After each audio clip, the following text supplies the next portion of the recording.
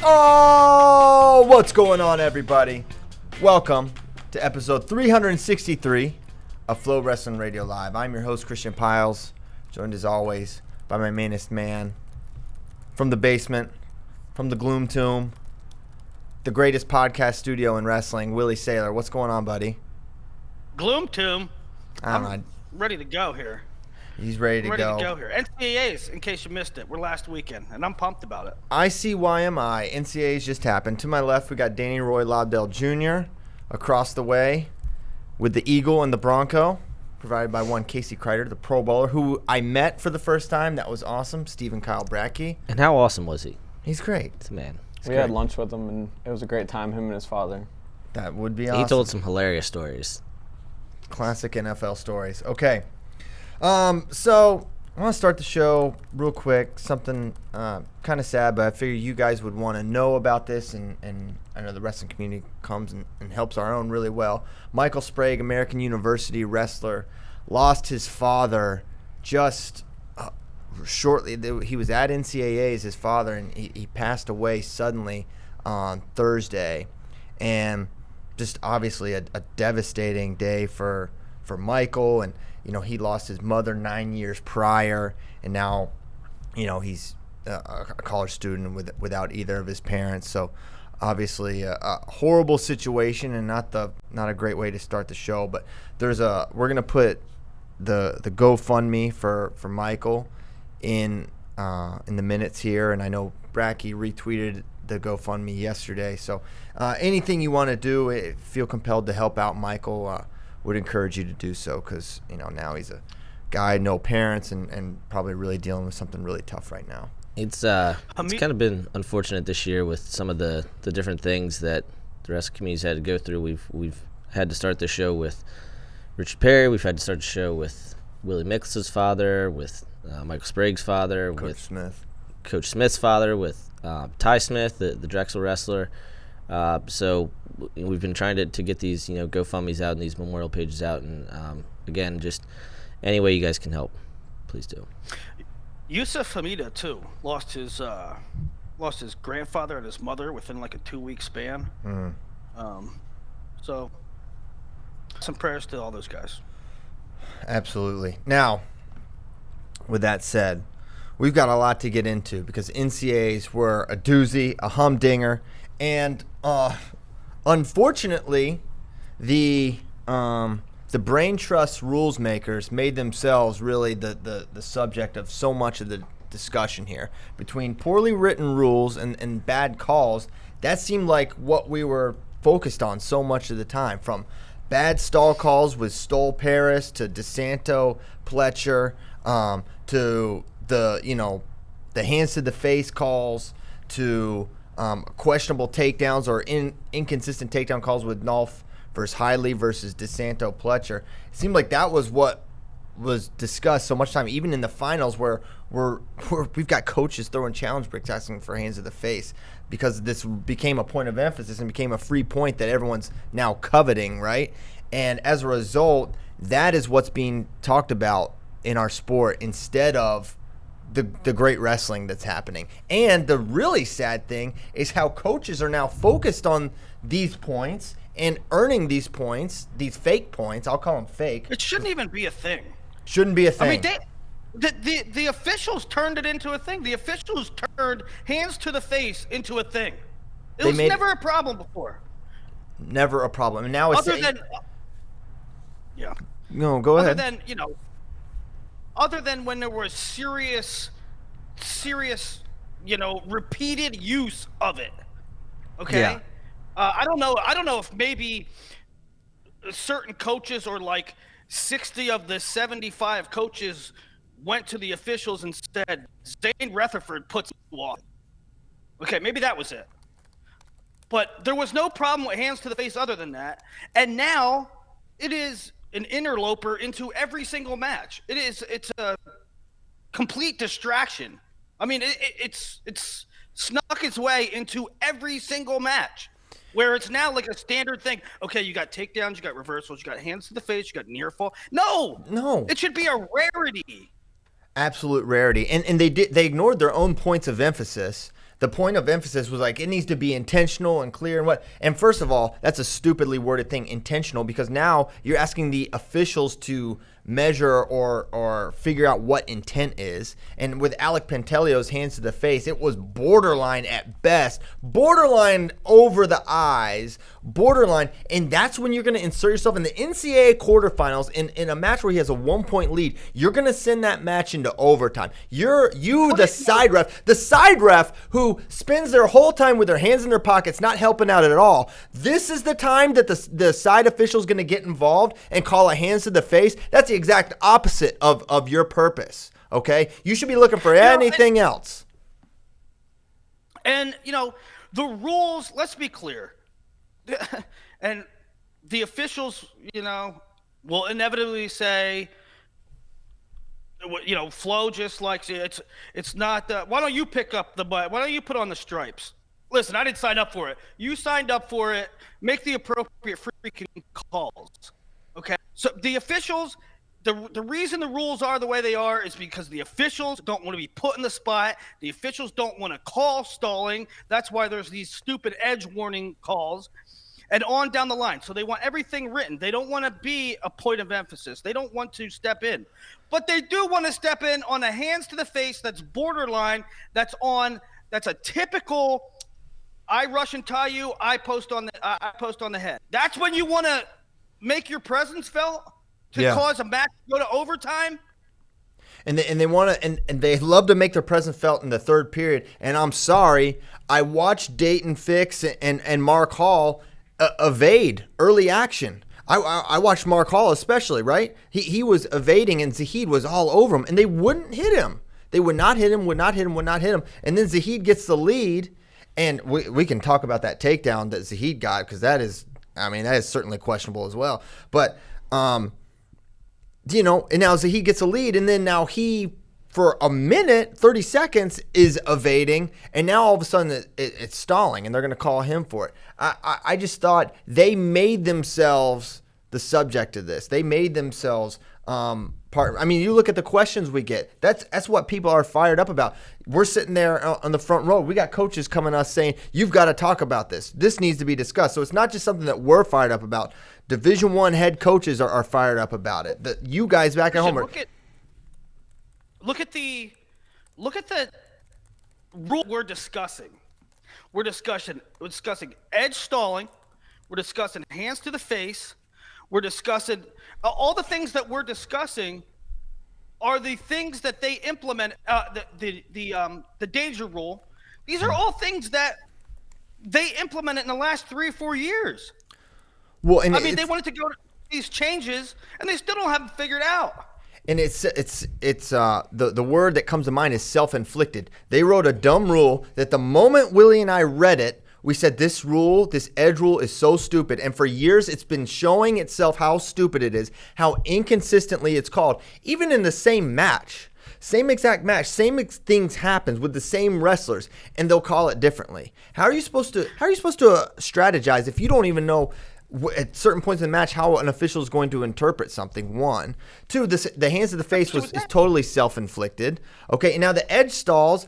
I like that there's some edge punishment, but not when it's inconsistently written. I actually really like the danger rule, and I think the danger rule is great, but they forget to start counting. They don't count. Yes. You watch Jaden Yanni. Everyone wants to say the Jaden Yanni takedown, it was controversial. I counted. He was 90 or lower for 7 seconds. But he didn't start counting until like the last 3 when he was like basically broken 45, Jaden Ironman. We'll go back. I'll post that on Twitter. But it was horrible. And, Has it been the 3 consecutive years in a row? 3 years ago they implemented the boundary rules, or was that 4? It might be 4 now. I'm not sure. The time it flies. 2 years ago was the danger rule. This year was ace. And that's all we're talking about. I mean, those rules stole the show, especially in the first half of the finals. Yeah, no question. Okay, so we'll probably get back to some of that stuff a little bit. The the Nolf Hidley no takedown versus the Pletcher DeSanto takedown is just like, I think we do need to talk about this, right? Because Chuck Barbie, who's one of the head NCAA official rules interpreter guys, said that basically the term reaction time, which I think reaction time should be completely eliminated because it is this nebulous, undefinable thing, right? How do you know what reaction time is, right? Because Dayton Hidley didn't have reaction time and Luke Pletcher did. Why? Because it is up to the official's discretion. Okay, what does that mean? It's literally in the rule book that way. It's like so literally you have a rule that is completely varied by every other official's personal opinion of who they maybe want to win or what they maybe view reaction time. So okay, I have ref number 16. I know his reaction time meter is half a second, but I have official 3. Well, he's just a quarter of a second, so I don't have to plan him. Official 22, just when the hand touches, he gives it to. So reaction time is not defined in any way, shape, or form. And unfortunately for says in the rule book.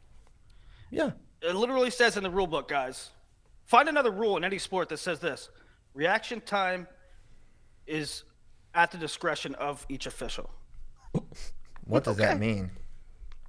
What does that mean? I mean, it's horrible. It's like spotting a football. Yeah. It's like, I mean, 30-31. Me and Christian sitting there discussing it, and he was like, Christian would make a point, and then I would say, I don't know, it was this, and it got to the point where I was like, you know what? I don't know. Maybe I don't know what a takedown is anymore. I don't know what beyond reaction time. Maybe I don't know what stalling is. They got me second guessing everything. I know what looks like a takedown. I mean, I see something that looks like a takedown. But then I think about this reaction time stuff, and officials try to explain it to me, and then it gets me second guessing. I don't know. All I know is I know what looks like a takedown. I know what a takedown is. But with the definitions, I don't know.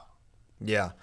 And honestly, I think, a lot of people may not like this, but you know what's a lot easier, and I know they mess it up sometimes, but the UWW freestyle takedown rule is very clear. You got to pass all the way behind, okay, and you got to have the 3 points down. It's very simple. This thing, I mean, looking at Zahid Mark's takedown, he kind of has both legs. He's kind of around the side. He's kind of behind. I'm like, I don't know if it is or if it isn't. It's so... It also removes a lot of the reaction time because you can have your hands down and fight from quad pod.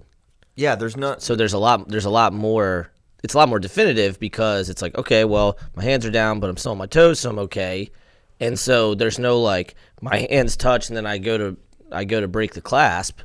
So I think the main import of that, and some people accuse us of wanting to move to freestyle.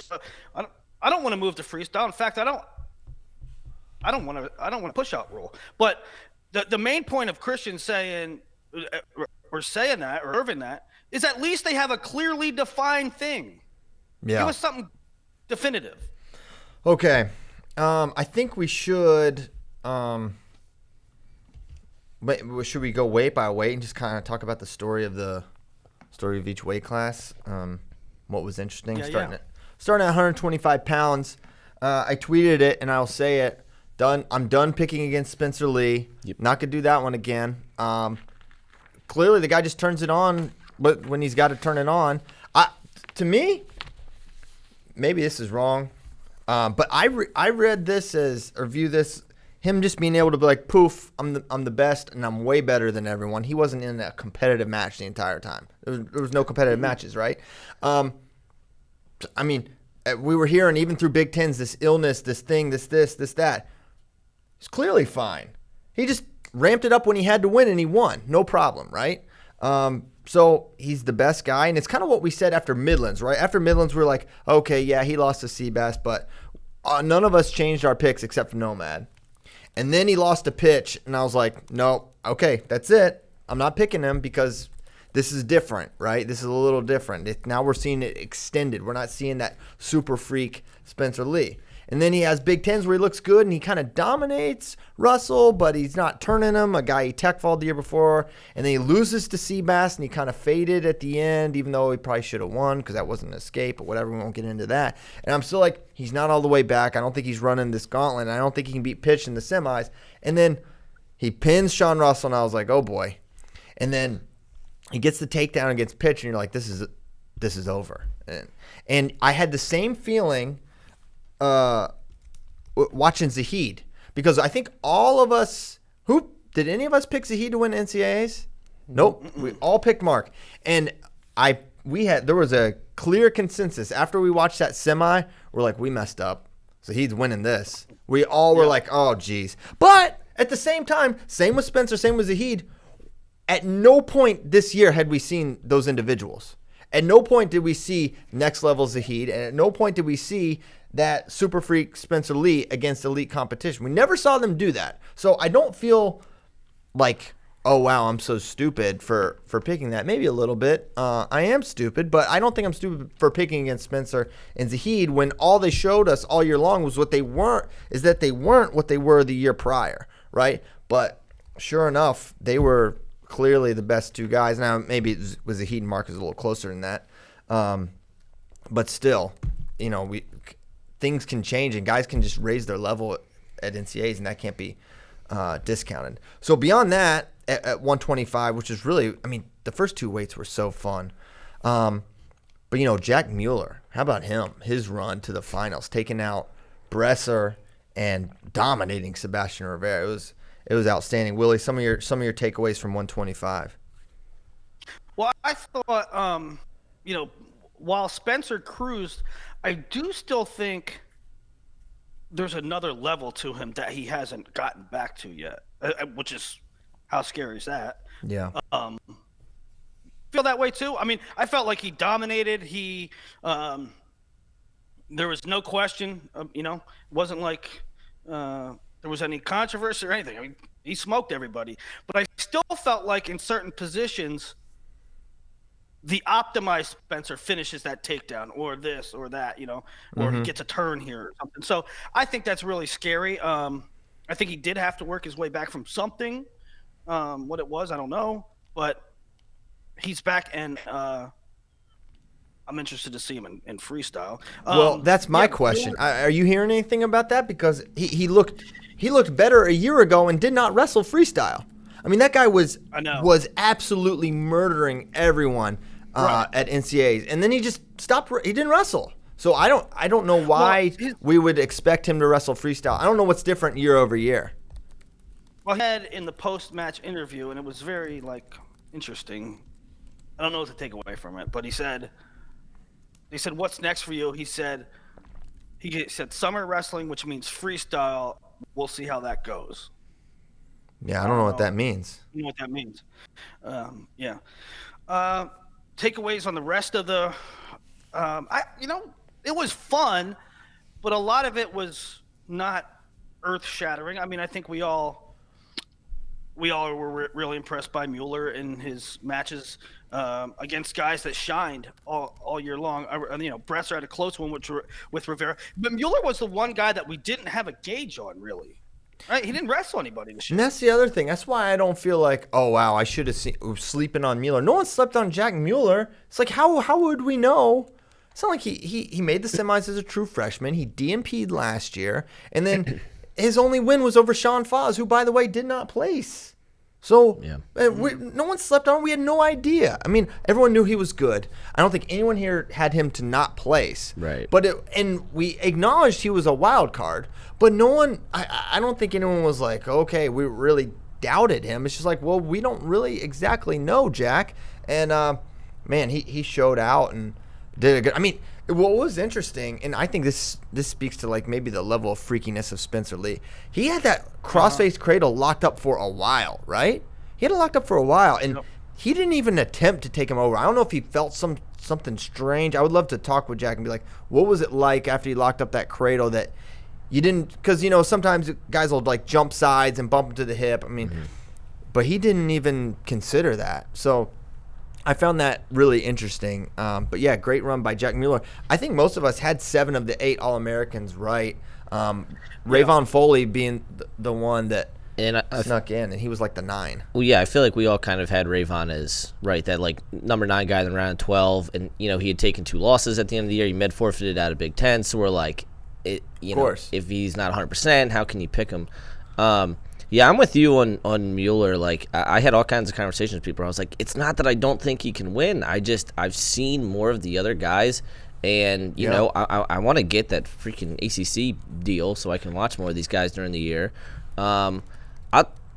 I'm just going to say, like, I don't feel bad about any of my picks. I don't feel bad about picking Sebastian. I don't feel bad about picking Pitch because, and I had this conversation 100 times this weekend, all we can do is base off what we see, right? We don't know how things are going in the room. We don't know how guys are peaking, right? And so we're going to get things wrong. With Spencer, the basic thing for me, it's kind of ironic. Like, as much as we talked about him this year, I don't have much to say other than that dude's just a freaking – he's a freak. And maybe he's not the same freak that we thought he was going to be, like 4-time national champ and super incredible dominant all season, but like potential 4-time national champ and super dominant at NCAAs. Like, so I started keeping track of this thing because Spencer's just that level. But like, he got taken down 10 times this year, which isn't a whole lot, but that's not super, top 10 all-time guy level. I want to next show or a future show in the near future go through each weight and who's coming back and this and that and see. You would have to say that Spencer's a prohibitive favorite to win his 3rd next year, but we got to talk about Olympic red shirts and this and that. But I thought for now, talking about the bracket itself, I thought the story there was Mueller, which we discussed, and Vito jumped into that tier with this performance. I mean, he beat Pitch. That to me is the one when you're looking at tiers and you're looking at level up, level down. I think Vito level up. And competed with Rivera. I think he lost both times, but was in those matches, especially the last one was really close. I mean, we really saw – we got a clear picture of kind of that 125 landscape, and that's that Glory and Vito, 2 guys we said all year long, these guys are right there and maybe could jump into that top tier, and I think they both are clearly tier 1. I mean, Glory and Rivera's match, it's number 1 or number 2 on the site right now. Check it out. That was back and forth, and Glory jumped out to a 2 takedown lead, and Rivera had to storm back and get near fall in a late scramble to win that one. And then Vito was right there. So I think, man, the title conversation, while it's Spencer, maybe could be on an island. Rivera next year, Glory, Vito, Pitch is back. I mean, that's 5 absolute monsters that are going to be in the mix. And Mueller, Mueller is 6. Yeah. I mean, what does Mueller do now? I mean, we're in between for a long time, 25, 33. Well, he can still redshirt if he wanted to, but if I'm Jack Mueller, run it back. You want to go up into Soriano and Dayton, and man, you just made the finals, and you made a statement against Sebastian Rivera and Ronnie Bresser. I'm staying down, and maybe it's on a Sean Foss-like pitch count, but clearly he can handle the weight and wrestle super effectively. And I don't know, for UVA, what other options they really even have. I mean, clearly the Louis Hayes 125 era is no more. So I don't think they have a 125 recruit that, waiting in the wings that's quality. So I think if you're Mueller, run it back 125 again and see what adjustments you can make for Spencer Lee. Well, it's funny you made that point about going through. I got a jump last night. I did 125, 133, the tiers. That we did over the summer. So can't wait for those. I don't know if we want to talk about next year or save them for later in the summer, but that's interesting. And then before we move on to 33, this was brought up by a couple different people to me before, and it just keeps going through my head. The 1 and the 2 have not made the finals at 125 since 2014. Wow, that's nuts. That is nuts. Neither the 1 or 2, or the 1 and 2. But both, neither the 1 nor the 2. Every finalist has been 3 or lower since 2014. What? Yes. I thought you were just saying. A 1 and 2 have never hit in the finals since 2014. The 1 seed and 2 seed have not made the finals at 1. Right. The easier way to say is every finalist at 125 since 2014 has been 3 or lower. That's amazing. Yeah. That was Spencer's master plan all along. He knew. Since freaking knew. 2014.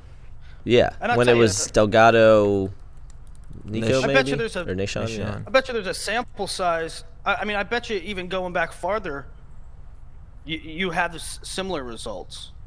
That's just really strange. Now that I think about it. Any Kyle Brackey, Yeah. what's up, man? Give us some 25 nugs. You guys really nailed everything. Vito took a nice jump. Foley broke through for Michigan State. Which is awesome. The Glory looked awesome. Probably should have been in the third place match if he doesn't blow that lead, and then ended up losing to Pitch when he was winning in the third period. But really impressive tournament from Pat Glory too. There's Willie, yeah. did you think Glory looked really big? I thought he looked huge. I mean, it's that when we do that show about the future next year. That's one thing I have is Glory 33 or 25 next year. It's I mean, I was just not investigating, but I'm just chewing the fat with Sean Gray, mostly my fat, not his fat. He doesn't have much fat.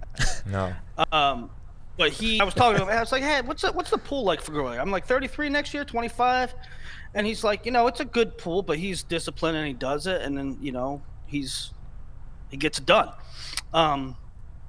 So I think it's sort of up in the air. So Glory is he's pretty big, yeah.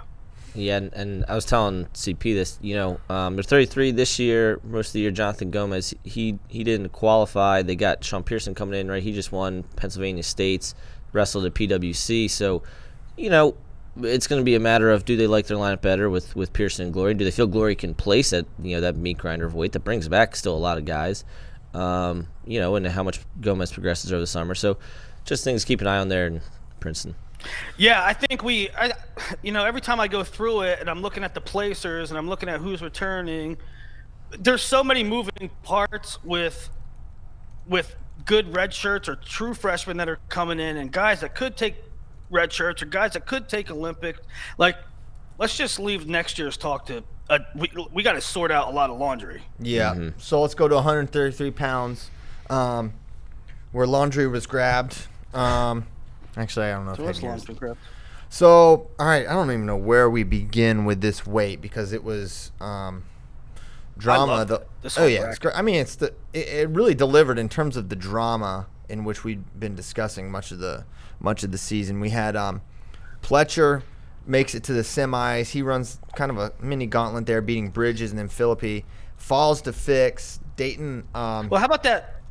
How about that Philippi Gomez 1-0 match? Gomez has a standing single for 30 seconds.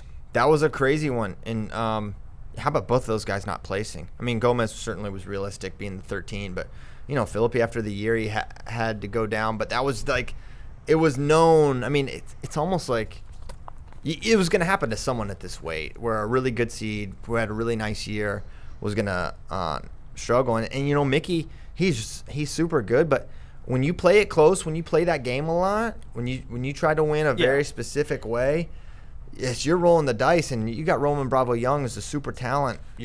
It's a hard life to live, and it didn't bite him against Gomez, but it bit him there in the round of 12. And who knows what kind of he lost that match. Himself.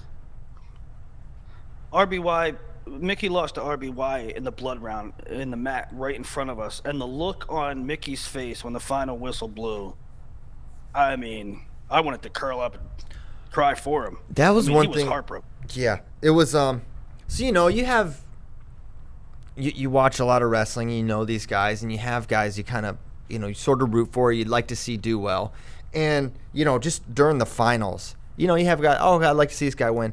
Every time they the losers for whatever reason were walked by us so much, I'd be like, I wish I could go back and make him the winner. Like, it just hurts to see these guys. Like, the look on Dayton Fix's face, I was like, and not that Dayton deserved to win or whatever. It's just like, man, I don't want him to feel that. But, if Soriano walked by and he lost, I'd probably feel the same way. Yeah. But it's just, it is really, it's a really tough thing to see. And we're not experiencing it, but just like that raw emotion for the investment into it. But it's, it's the sport, and there's only one winner in every single match. Especially the seniors.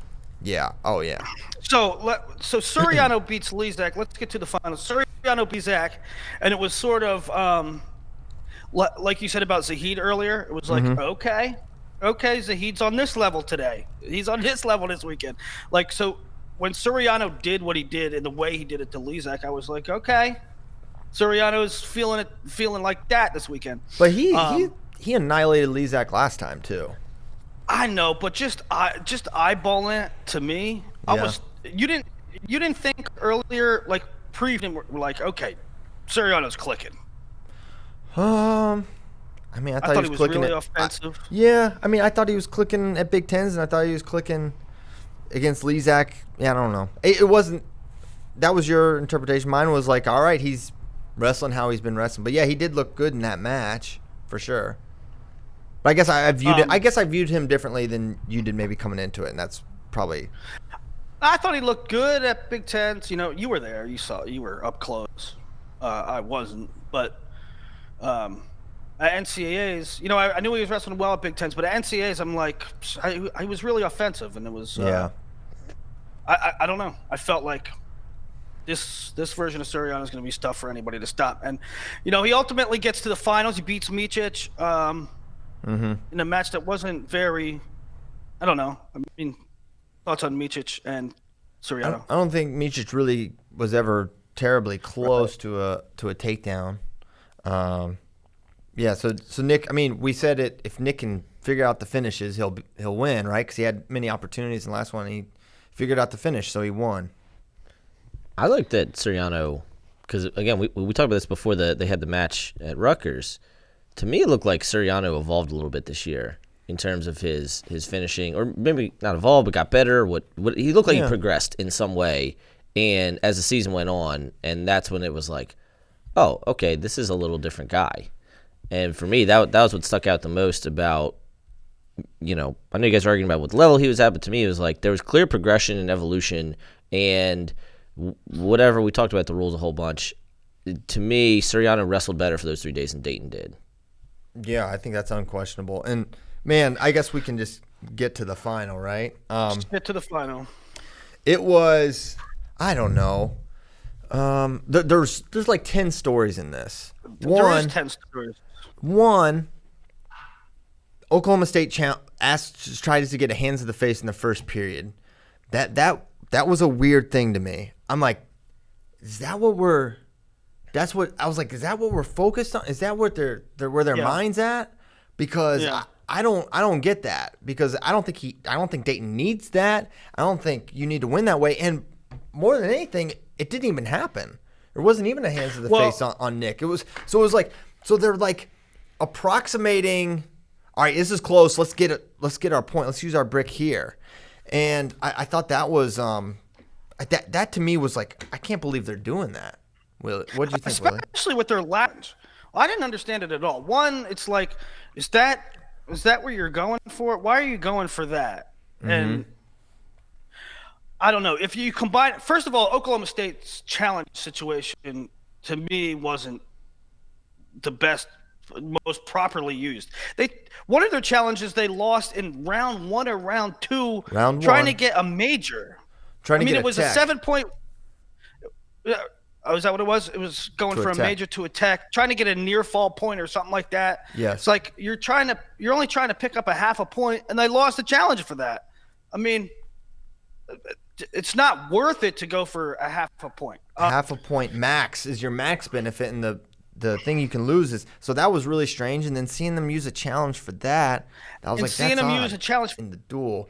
I don't remember there being this disparity in terms of controlling the center of the mat like we saw Soriano control the center of the mat and really be more – I don't want to use the word offensive so much because the word offensive I don't think Soriano took like this glut of attacks like you see when Zahid is really on and he takes 9-10 shots, right? Wasn't like that. But he was definitely pursuing Dayton around the mat in a way I didn't remember from the duel. What did you remember about that, Bracky?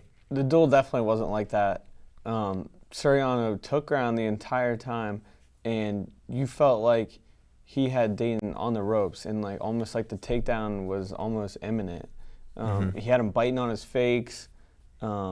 Like a lot of it was Dayton like trying to circle back in. You know what I mean? Like yeah, Nick was just stalking, And the duel was not like that. The duel was a lot of them just in the middle of the mat.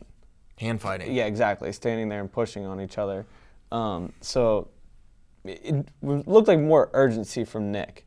Dayton was still willing to go to tiebreakers and was obviously comfortable going there, and Nick did not want to and was trying to end it before then. Yeah, I agree. I think Dayton maybe had the tiebreaker circled and thought that was going to be where he's going. I don't think he really was working for that regulation takedown. If either of those guys get a takedown regulation, it's basically over. Mm-hmm. And neither of them got it. So we get to sudden victory, and there's nothing really going on there. I think Dayton does get finally a stall warning. Now, what's interesting is Nick gets warned for stalling in the second or third whenever he was on top. And it was the same. It was just like DeSanto, and I really am surprised that there's not an internal clock in Nick Suriano's mind when guys get up to their feet, because he doesn't just release or return quickly. He'll kind of hang there in the leg attack, and I don't understand why that guys will, when you're in a nip and tuck match like that, don't use your stall call there, especially like you're not going to ride Nick or Dayton Fix for a minute and change. You're not going to. So why are you trying to get this right? I thought that was the one tactical error Suriano made. He's up to his feet. Save your stall warning, because think about this. Save your stall warning for tiebreakers when, by the way, you got hit for stalling and you would have had the ride out with the warning. And I know that's kind of like, are you really thinking that far ahead? Because Nick Suriano's probably not thinking about how I'm going to win with a tiebreaker stall, whatever, in the 30-30. But at the same time, that you probably should think of it. You probably should, because you're wrestling Dayton Fix, and how are you going to score on this guy? You're probably going to have to win in a way that's like not super ideal. And certainly, and also, yeah, go ahead. Also eyeball too, and like letting the perception of the official, right? Because you have Dayton that's playing the edge, and you have this momentum, and then if you're climbing the leg, dropping down to the leg and climbing the leg, I mean, it lets Dayton back in could let Dayton back in the mind of the official to leave Dayton off the hook for the stalling. Yeah, I agree with that. So, tactical error there by Suriano. Needs to probably adjust moving forward, just because Dayton's going to be there next year, right? And Nick's going to be there next year, and it's probably going to be a similar story. Now throw Gross in the mix, and we'll get into all of that later. But so then sudden victory happens. Dayton gets warned for stalling at some point. I don't know if it was in sudden victory, but it was. Pretty sure it was sudden victory on their feet. It was, and then even late. So he got the warning with maybe like 20 seconds left, now that I remember. And Nick kept pursuing, and there was a scenario where Dayton went out of bounds, and he was just able to circle back in.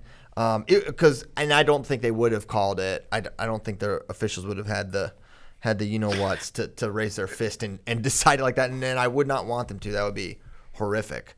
But it was close. Go ahead, no man.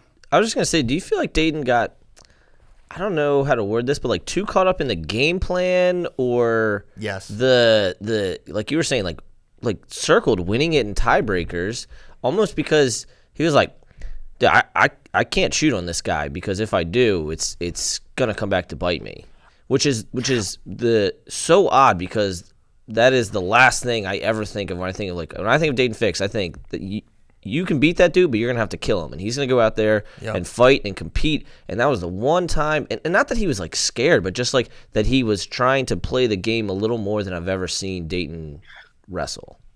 I think so too. I mean, it was evident in his wrestling in that he wasn't looking for a shot. He was trying to stay in there and fight, but Suriano was pushing him to the edge. And then you compound that with an early hands to the face challenge. It's like those guys went in there with a game plan thinking this is going to be super tight. We're going to win it late. And I think you nailed it. Yep. So we get to tiebreakers, which, as I mentioned, Suriano gets the ride out, but he gives up the stall point. So basically kind of all the same. The only thing he gets is the riding time, the 30 seconds or 29 point whatever of riding time. And then it's Suriano's turn, and it was interesting because he goes for he kind of reached for the head, looking for the reversal, and it was almost like, man, huge mistake. And it seemed like it was. Dayton gets the boot in. He's got him flat. He's got the wrist, and they give him the stalemate. And I know this is something that me and Willie are going to strongly disagree with each other on. But my opinion on it is I see that in almost every tiebreaker. They always give that restart. They always give the guy a second shot. Now, you can argue, you could say, the purpose in tiebreakers, they're called rideouts, and you're trying to ride the guy, so why are you giving a stalemate? You can say that. You can say that maybe is wrong. But I am telling you that is 100% consistent with how I see tiebreakers called. That is not that stalemate is not an anomaly. That is how it is called, period. And that's not arguable. I get what you're saying about giving. I get what you're saying about you see that often. But in my opinion, that's probably one of the worst freaking judgment calls in all of the whole tournament. And you know, you could have – there's 5 calls in that match that are suspect. But that restart was one of the poorest examples of refereeing in the whole freaking tournament. You get a guy broken down. You put the boots in. He is buried. That's what your job. Your job is to ride the guy out. He is buried. There's no stalemate. There's no stop in action. Nick Suriano couldn't get up. That's Dayton's job, and he did that. And the referee said, "Nick, I'm going to give you another shot," and that's what happened. It wasn't. I know what you're saying about sometimes they give a guy another shot, but not in that situation. That's one guy riding another guy. And that's your job. That's what you're supposed to do. In that situation. In that situation with a guy, yes, it's a ride. 100%. That's what I said. It's a ride. That's what I said. Yes, they do. Show me another example. Really, show me an example of a guy that's riding. It happens all the time. Show me an example if it happens all the time. We can find one. One guy is buried. I mean, that's just terrible. It happens literally every. I mean. Listen, you can argue the merits of whether you should give a guy a ride out, but especially they weren't going anywhere. There were no points coming. He was flat on his belly, and he had the wrist. They weren't going everywhere. And he was working. He wasn't working for a turn at any point, and they gave him a restart. And I've seen it so many times. I said it in the moment. This is the way they call it. Change the rules because the objective is to ride the guy. It's called rideouts. You see more egregious, boring, stalling top riding in regulation. I agree with that. You know, I agree completely. Second period, put me to sleep. Oh, I'm tired. In rideouts, when you're supposed to ride somebody out, they're going to say, well, let's create some action here, guys. Free start for Suriano.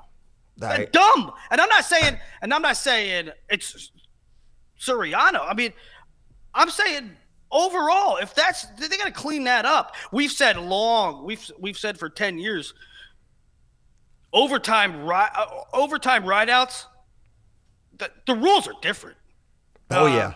Whether it's dropping to a leg, it's gaming. There's a lot of gaming. That's why the who's number one. I always wrestle neutral. But I thought that was horrible. I mean, that's a bailout. Yeah, I don't disagree, but that's how it's called, and they were at least consistent there. And should they change how they do that? Yeah, potentially. But I'm a lot closer to Willie than you and Bracky on this because, number one, he wasn't flat on the mat. He was on Suriano was on his head. Number two, he didn't have 2 legs in. He had 1 leg in, and Nick was grabbing the other leg. So to me, that was a wrestling position as opposed to what everybody was talking about where Dayton had the double boots in during the DeSanto match, and everybody's like, he should have been hit for stalemate. I hate when guys get hit for stalling when their guys are flat on the mat, but to me, they were still wrestling. They were continuing to wrestle, and I'm kind of with you, Willie. It was closer to a bailout call than the traditional stalemate that Bracky and CP are used to talking about. What do you mean closer? It was absolute bailout. One guy's job is to bury the guy. He did that. Nick Suriano can't move. They're not going anywhere. But that's the thing, Willie. Isn't that the point? That's the point. I'm disagreeing with what you're saying. I'm agreeing with your premise, but I'm disagreeing with what you're saying because he actually was moving because he had the leg and he was on his head and he was in a tripod position. He was actually closer to getting out than just being flat stuck. One thing that is inarguable about your point, Willie, is that there are different rules in tiebreakers because 100%. they are not stopping. 1,000%. If there's 2 minutes on the clock when Dayton Fix is on top and he's riding like that, they're not giving a stalemate there. So there's different rules. There's different rules in the third period on neutral from guys that are, if you have the lead, you're stalling. Yep. Okay, even though if you work for 5 minutes, that's a fact. And I agree that they call it differently here, but it's consistent. They can, and I'm not saying it's right or wrong, but I'm saying that is consistent with. I've seen it. It wasn't certainly insidious stalemates situation. are subjective. Stalemates are a lot of times subjective. Sometimes the crowd yells for stalemate, and it's determined upon when the ref wants to call a stalemate. But I mean, in that situation, if you're talking about, the lesson that Dayton shouldn't have ridden him so hard that Suriano looked like he couldn't go anywhere? I mean, is the lesson Dayton should have let him wiggle a little bit and then it wouldn't have been a stalemate? No, that's freaking stupid. So then if he would have let, yeah, go ahead. Yeah, we got it. So when we get to sudden victory, and this was, they're mixing it up. Dayton looks for his slide by. Suriano ends up on the legs and finishes, and then we see the entire coaching staff and Dayton Fix immediately gesturing, pointing to the headgear for a headgear pull. Now here's I tweeted this. Oklahoma State had no more challenges. There were no more challenges, and if the officials saw a headgear pull, they should have called it, right? They should have just called it. That's 1 point. But they didn't see it, so they didn't call it. So how did they look at it again? Because what are you challenging? What are you looking at? Are you looking at if Nick Suriano had a takedown? Because that was very clearly had a takedown. So basically, in effect, you gave Oklahoma State an additional challenge because they yelled at you, right? Which is counter to what should have happened. They got kind of, I don't want to say bullied into it because that makes it sound like Oklahoma State, but they got convinced to take a look at it. And that is a really, really bad look, and that official should not have looked at it, period. Because if you saw it, you just call it. But since you didn't see it, don't call it. What? Well, what? Well, I know you're gonna. I know your angle here, so let's go. My angle? You don't know my angle. I want to go back one last thing about the ride out. There was 8 seconds left. Dayton could have rode him out, right? Yeah. I thought he had a bad start on that, but shouldn't have got to that anyway. Yeah. On the review thing, here's what I would say to that. I get that. That's why you have challenges, right?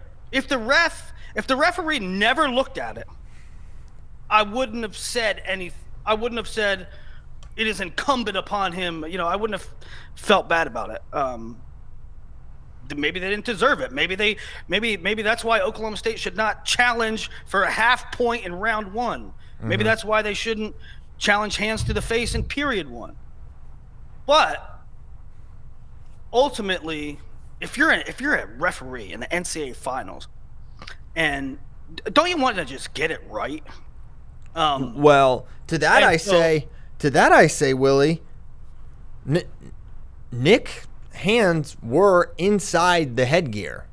It was clear. Now, I'm not saying it should have been a point. No, but but listen, Willie, they looked at it and saw it and didn't call it. So I don't know what they were looking for. Okay, that's a separate issue.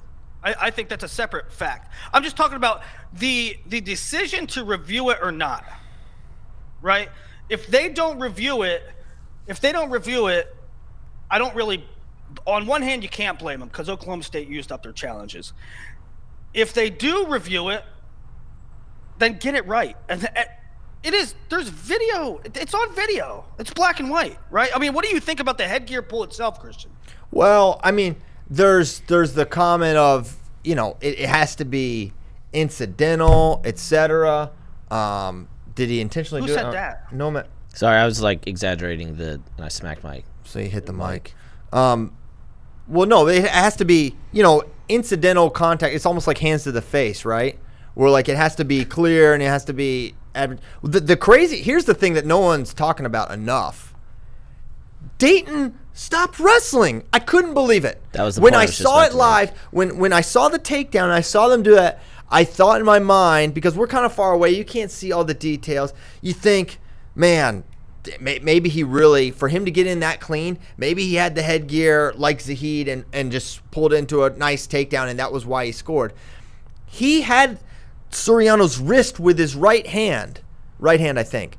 And when he pulled his headgear, he let go and pointed up at his headgear, which enabled Nick to shoot in and take him down. He would not have gotten a takedown otherwise. If he'd continued to wrestle, I don't believe Nick would have been able to take him down. Certainly not so easy. Dayton stopped wrestling and gave up a takedown. Yes, the headgear thing happened, right? Should they get in there and say, Dayton Fix, you're the national champion because we challenged something that shouldn't have been reviewed and someone touched your headgear and you decided to stop wrestling and he took you down? Maybe they decided they didn't want to do that. That's the thing. Well, to me, it comes down to, look, I don't want to bash officials, but I've been saying it for how long? They don't have the balls to call what they need to call in the big moments, and it's black and white. Soriano pulled the headgear. I mean, there's video. He pulled the headgear. Now, whether that stopped like Dayton from scoring the takedown is one thing, and I don't want to see anybody a winner determined on a pulled headgear. I mean, if I had, in a perfect world, if they just had Willie, Willie, you're so smart, you decide that situation. I don't want one guy winning on that, right? If it was up to me, they would be blown off. They go back to neutral. But the rule is that you have to call a point if somebody grabs the headgear, and they reviewed it, and there was clearly a headgear pull. I don't know how you get away from those facts. I don't know how you review it, watch that video, and say, no, there was no headgear pull. It clearly worked for Soriano. It clearly what? It clearly worked for Soriano. Like, go the video we have on our site. Go to like the 250 mark. Dayton tries to hit the slide by, which we talked about kind of how he wasn't hitting the slide by as much. He tries to hit the slide by. Nick immediately goes like this, and then to Christian's point about him stop wrestling. They're fighting. Then all of a sudden Nick shoots, and right when Dayton like puts his hand up to be like, dude, get off my headgear, that was when he got driven into the mat. So like, it worked for Soriano. So it's almost like, well, doesn't that kind of imply that then he did like it was a headgear pull because it was so it affected the other guy so much that he was like, get off my headgear. No, you don't have to imply. There's video there. The headgear comes away from his head and down. I mean, it's pulled. You don't need to imply anything. It's clear as day on the video. Well, I mean, what you could argue is that, well, if Dayton didn't stop wrestling, Nick wouldn't have been able to score. Okay, but I think it's very clear that the headgear pull influenced the ability of Dayton to go behind. Mm. Yeah. Can't stop wrestling though, and just like expect that call. Well, who said that? I didn't say that. It's exactly what I just said, actually. Okay, Dayton don't stop wrestling, but at the same time, you don't think that influenced the possible go behind from Dayton? I mean, sure it did. Yeah, it was a pretty dumb way, but I mean, you want to talk about following the rules? Why are they looking at it? That's outside of the rules. They shouldn't just look at it because they get yelled at. I said to you guys sitting down there when they were looking at it, I was like, if that was anyone else in that corner, do they convince the officials to look at it? No way. Sure. Well, maybe KO, maybe. I mean, there's like brands. 3 schools. Yeah. Sure. And listen, if they don't look at the video, I don't blame them.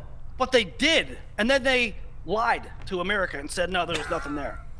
Just America? I mean, how can you look at that? What do they? How can you look at that? And then, what video do they look at? Is it just the mat side camera? Because the mat side camera is different than the ESPN feed. Like, do they have the ESPN feed? Because I'm pretty sure the mat side camera is on the other side of the mat and would not have caught the headgear pull. Like, it was on the opposite side of the body from where the headgear pull happened. Mm. I want to read the headgear rule. Brock Height, I'm sure you're listening if you're not at a blackjack table. Also, we should talk about how they the NCAA rule people put up or asked the coaches whether they wanted to get rid of headgear. They voted yes, it passed, and then the NCAA safeguard came in and was like, no, you have to wear headgear. Because they're cowards. They know that the headgear doesn't promote head safety in any way, shape, or form, but they don't want to do it because anything that shows the illusion of getting away from a piece of safety equipment, they can't do that. Yeah, I'll tell you another thing. They want headgear because it protects. Does it protect the head? You're so much into safety. Then get rid of those styrofoam lightweight mats that should be outlawed because it's like wrestling on concrete. Yeah, those are. Get out of here with that stuff. All right, someone send us the rule real quick while we're doing the show. All right, that's 133. Nick Soriano, your champion. Like it or not, Willie. 141. What does that mean? No, I mean, What come is that on. supposed to mean? You know what it means. It means What does it mean? It means. I still think based on how they wrestled that God, weekend, no, the I quote wanna hear unquote better guy what won. it means. I think you picked Dayton to win, right? So I picked Dayton to win. So that means, why throw that stupid dig in there instead of debating the merits of my argument? No, we did. I think we don't agree on those on the merits. We don't agree. We don't agree on the merits of the stalemate, or we don't agree on the merits of the review. We don't agree on the stalemate. Although actually, I think we agree somewhat. We agree a little bit. I think we all agree it probably shouldn't be called, but that's the way they do call it in tiebreakers. Yeah. We agree that they call it different than a normal match, like in the second or third period. Yeah. All right. 141. Not as much. Well, actually, yeah. There's not as much to talk about. Not as much to talk about, but wait, actually there is because the NCAA finals were sort of controversial again. All right, so I already talked about the Jaden. Willie's mad about they don't count the neutral danger zone, and he's absolutely right. I don't know if you want to talk about that a little bit, Willie, but it's driving me nuts. I mean, I just don't think. There again, I guess there's some kind of reaction time that's subjective to each official. I mean, I just think if there's going to be there's this danger rule, you have it in place. Why do you wait for a half hour before you start the clock? Are the officials does it take a second to register with them? Oh yeah, there's this danger rule we have to count. Because I've seen it so many times. I think they forget. Is that what? I think they forget because there was a lot of people, mostly Penn State fans arguing about the Shakur Rashid, Dakota Gear one. Mm-hmm. Oh, there was only they didn't swipe. They didn't swipe. He was in danger for longer than what the guy was swiping. So I don't care about that. It's just they don't get down there in time. I think it's a protractor issue. Literally, I think the 90 degrees thing. I wouldn't have said that before. And then when I saw a point of emphasis was reminding that near fall was 45 degrees, I almost vomited. I was so scared. I'm like, they're reminding officials that it's 45 degrees for near fall. That's a point of emphasis for officials. 8-year-olds know 45 degrees. Can confirm was in the room when CP gave that to us and was like, how is this happening? Yeah, that was funny. They reminded them why didn't they have takedowns are 2? I mean, it's about as obvious as that. Takedowns, escapes are 1. We're gonna go 3-2-2 for regulation. I mean, that was written, and the problem is, and I do see some times where near fall are given or not given, and I'm like, that's not 45, but that is 45, but they're not what's happening right now? They don't know the thing. But, judgment and, maybe the angles and whatever. Okay. But now I'm like, all those things I saw, I'm like, wait, they don't know it's 45. They might not know. And so now we're throwing the 90 because 90 is not 45. It's actually a lot easier to get. But it's actually also easier to recognize, too. Because it's straight up and down or slightly over is 90 or less, right? But they're missing that, too. The one with Jade and Yachty, at first I was like, that is terrible, but then I watched it and I thought that was actually good, right? You thought that was good. He was 90 or less for 7 seconds. Jaden was. He was on his back. Now, fair enough, he didn't hear the count, and when he heard the count, he reacted, and that's another issue. But if you watch that, Jaden is 90 or less for 7 straight seconds, undeniable. There was one. wasn't there one that Jaden should have got? Jaden had Yanni in danger. I went That's back what and I was talking rewatched. about. I didn't see it. I don't I don't There know. was there was one. There was one that in real time I thought for sure Yanni was exposed long enough, and Jaden should have got points. And I was like, that's bad. And then I went back and watched it, and it was good. No, man, you know which one I'm talking about? No, I don't. Yeah, I don't either. So now, Jaden Cox was tweeting about it too, but well, I thought he was tweeting about. Jaden was tweeting about the last takedown. He was tweeting about the last takedown because 100% the last swipe came when Jaden was not in criteria.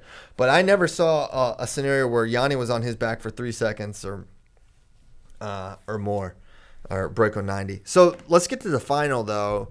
McKenna beats Lee. Nomad and I were wrong there, and McKenna looked really good. And there's a couple interesting things about this match. Joey comes out, gets that first takedown, looks really good. He's really controlling. And I went back and watched kind of Yanni's NCAA tournament. He was not attacking legs much at all. It was strange. Right. Most of his takedowns against Jaden were counter. His 2 Demas Freakazoid takedowns were counters. And his takedowns against Joey were counter takedowns. Now, in the first period, it's McKenna's controlling. Then in the second period, McKenna's in on that same single leg again, and Yanni does some freak stuff and puts him on his back for a second or two, and they kind of let Joey roll through, and they call nothing there. And I thought that was a bad call. I thought that should have been a 2-point takedown for Yanni. I don't know what your thoughts there were, Willie. My thoughts were that I don't know. When Yanni's exposed, I thought, or when Joey's exposed, I thought that's points. That's again another instance where I thought the referee didn't get down in time, and it was reviewed, and they still came away with nothing. Crazy. I thought it was something. Yeah. Go ahead. I was just gonna say it's almost so. Sometimes I guess we kind of forget like just how much of freaks these guys are. Yeah. Because like if any of us are just wrestling around the room, right, just like average crappy wrestlers, right, and somebody like steps over and puts us on our back, it's like, okay, well that's a takedown, right? But Joey McKenna, being a super freak, is able to roll out of it. Mm-hmm. And so they're like, okay, well, he rolled out of it, but if we're kind of going by the rules, when you got boots in and the guy's like this on his back, like that looks like a 2 to me. And I know we're going to get to in the third period, and I kind of agree with CP where it's like the amount of takedowns were right. It was they should have been switched. They're both wrong. Yeah. In my opinion. And then in the third, you can take a picture of the boot in and say, okay, that's it. And I know that from that seatbelt, when a boot comes in, they call to. But was it really in? Was the leg in enough? Was it in for a long enough period of time? I don't know if that's really 2 because it was kind of like beside him. It was a weird takedown call, in my opinion, for Yanni. And a lot of people are saying it's a makeup call, and I kind of think maybe. But at the same time, why are you making up a call? Because it's one thing in basketball where a guy shoots it and he gets hit on the arm and you don't call it, and then later on you give a call. Because there's no, like, mechanism. But, like, if the official who sees the arm gets hit goes back and gets to look at it and says... it still doesn't. That's not a makeup call. And also in basketball, there's 45 rapid fire possessions, right? Where it's like, okay, like it may decide the match or the game, but it's less likely to. Whereas in wrestling, it's like, well, it's one takedown in the NCAA finals that really could decide it. Yeah. So makeup calls are far more interesting in wrestling. That's a really goofy call. I didn't really think it was 2, but I'm not so incensed that they called it 2. But to me, the key moment in that bout was the stall call on Joey in the third. The stall call on Joey in the third, because you saw how Yanni was wrestling. And me and Christian are sitting there and we're like, Yanni needs a takedown. It's going to be hard for Yanni to get a takedown because he's been so counter dependent. He doesn't have to. Joey doesn't have to shoot. It's much easier for Yanni to counter than it is to take a clean shot on Joey. Well, what do you know? Here comes the stall call. So now Joey is up by 1 with 45 seconds to go. Joey has to fend off. Joey has to not get a stall call. Guess what Joey does? Shoots. Joey shoots. If he didn't have that stall call, he wouldn't have shot. So I have a lot of thoughts about that, Willie. One, and it's the one example I didn't bring up that is maybe the shining example of how the rules change in wrestling based on period and score, which should never be the case. Absolutely. Joey, fair or not, Joey pursued Yanni the lion's share of that match. He scored takedowns off his own attacks. Then when he is winning in the third period, and maybe he's decided, okay, I'm not going to engage as much because, oh, by the way, I'm wrestling Yanni D, the best counter wrestler in the game, the guy that can do some freak stuff I've never seen before and did it like 4 or 5 times this tournament. Yeah, I'm not going to engage as much anymore. And now Joey wants to hang back a little bit, and you're going to bang him right away. Now, that being said, nobody made Joey McKenna take that leg attack, right? I know that is why he shot, but are the officials necessarily going to make that call and do it again? Because that's another thing the officials won't do. They'll make that call just to put a little pressure on, but they rarely have the you-know-whats to send it into overtime with that stall call. That's the BS about officials again, right? They make these subjective things. I can make a case that in no way McKenna was warranted for a stall there. I mean, no way. You look throughout the match, they did it to make sure, just to hang that there, just in case. Yeah. And it wasn't warranted. I mean, it's a third period. Joey he's staying in there, right? Look at Willie Miklas with Eric Schultz. Willie Miklas is on the track. They let him go. Joey's staying in there. They're going to ding him? I don't get it. And Yanni clearly wanted Joey to shoot. Like, I don't think Yanni was going to shoot, even if he was losing. Because, number one, Joey's that positionally sound. Number two, the whole tournament, he hadn't shot. Yeah, it was. I still was not Yanni's best tournament. I mean, and so that's just really disappointing the way they interpreted that. Now, all that being said, and I can certainly get on board with Ohio State fans and coaches being pissed. I think it was Bracky might have said something. Unlike all these other things we were talking about that decided the match, at least they got to go to sudden victory. At least Joey did have an opportunity to win. True.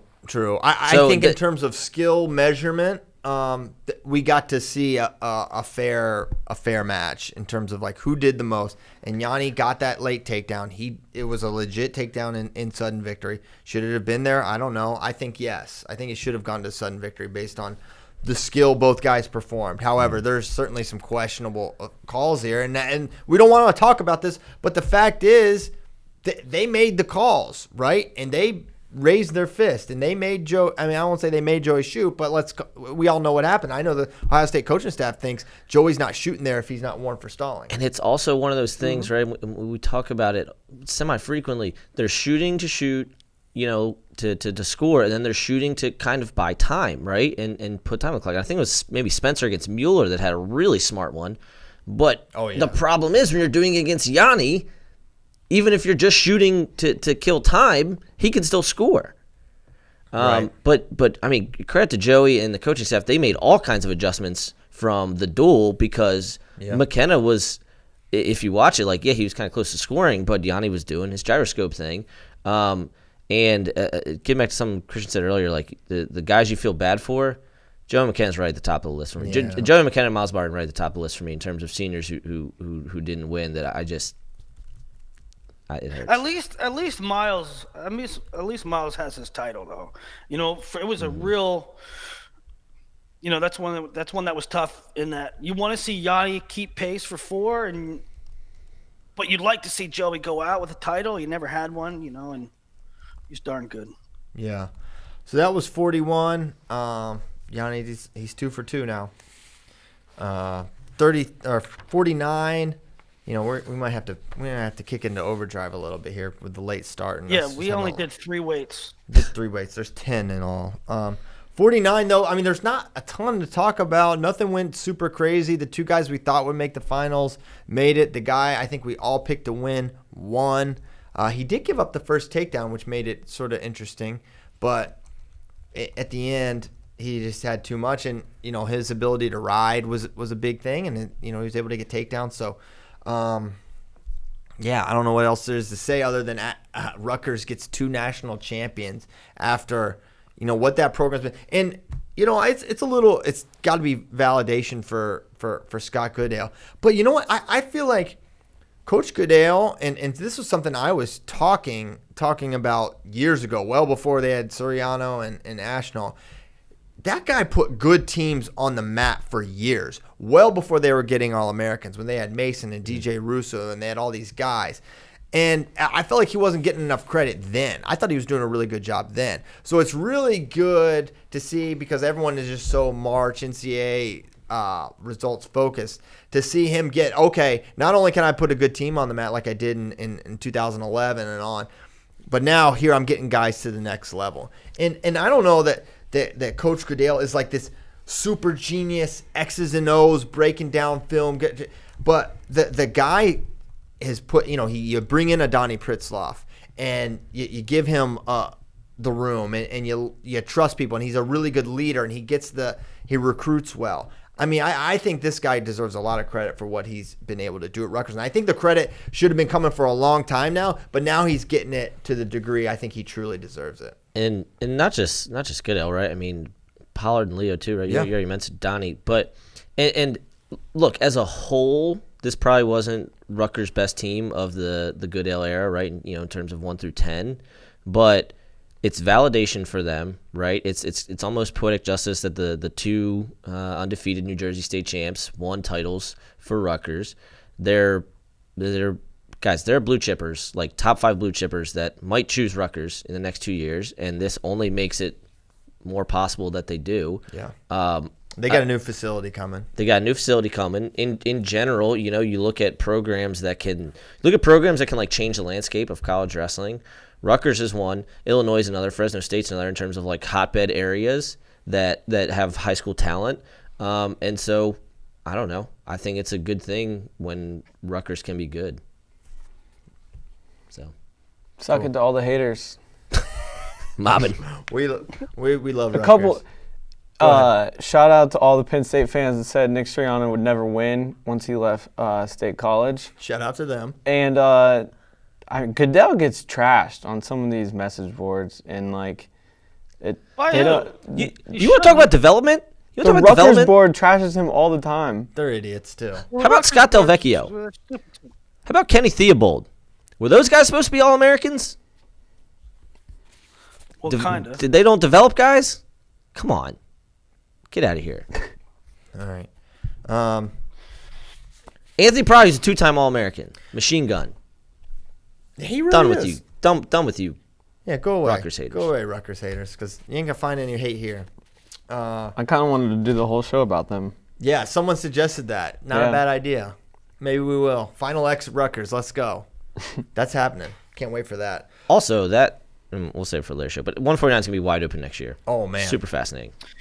Sasso. 157 is kind of the same as 149 in like what is there to talk about. It kind of went chalk.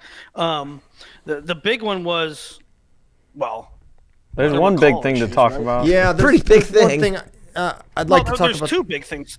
There's 2 big things, and they're both call related, right? Yeah. So we talked about Pentaleo Hidley a little bit in terms of, man, we got the side official who, for the first time in the history of side officials, is actually going to do something, a radical notion. And instead of helping out with a takedown call or something, they want to get, okay, here's my time to shine. I'm going to call a vague, approximate hands to the face on Alec Pentaleo, make me want to puke. But then, so that's all there is to that one. I mean, what else can you say? There's nothing else to say. Over-involved officials didn't follow the points of emphasis. Horrible rule. We talked about the rule all year long that it was stupid, this point of emphasis, and it reared itself at the worst possible time for Alec Pentaleo. Shame on them. But then Nolf Hidley, and here's what annoys me so much about the Nolf Hidley argument, is that because Jason Nolf is so amazing and so incredible, the story became, well, Nolf would have won anyways if you'd have called the 2. So basically, what you're saying is there's no scenario where where Hayden Hiley would deserve to win, no matter what. Hayden Hiley is not allowed to win. There's no scenario where anyone could lose. Because I'll tell you one thing right now.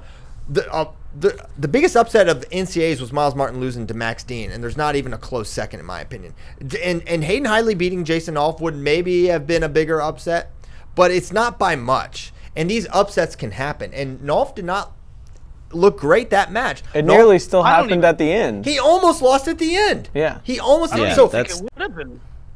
I mean, Hayden's a returning finalist. I don't even think it would have been. I mean, but the bottom line is, I don't care if it's Jason Nolf. I don't care if it's wrestler A and wrestler B. If it's a takedown, it's a takedown. Yeah. I don't care if it's the first period, last period.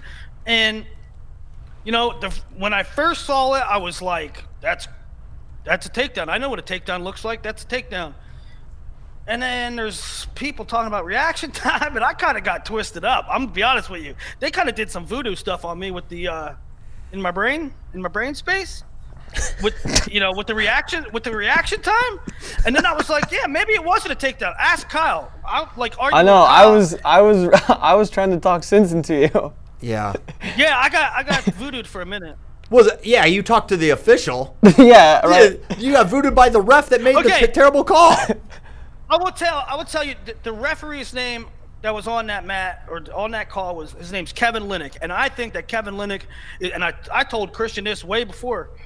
I think he's one of the best officials in the show, but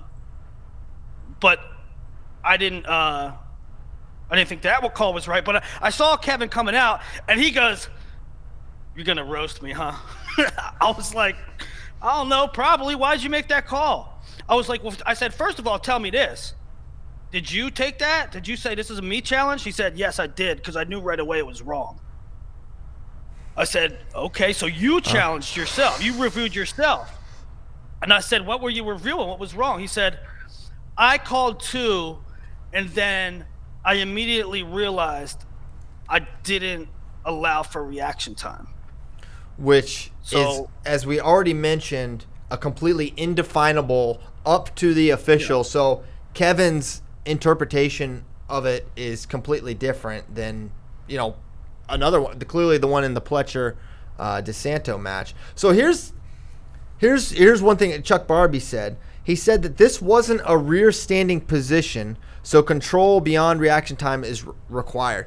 I don't know what it is required for it to be rear standing, because if you're completely behind someone and their hand touches, I don't know why that's not rear standing, because they weren't completely on their feet standing upright and then went down to the mat. I don't understand that.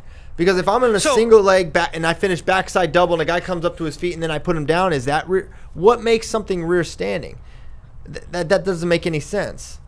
Christian, explain or go through. I know we're trying to move along here, but there's some that are getting lost. And the big ones on these takedowns, on this reaction time thing, unless I'm forgetting something, there's 3 big ones.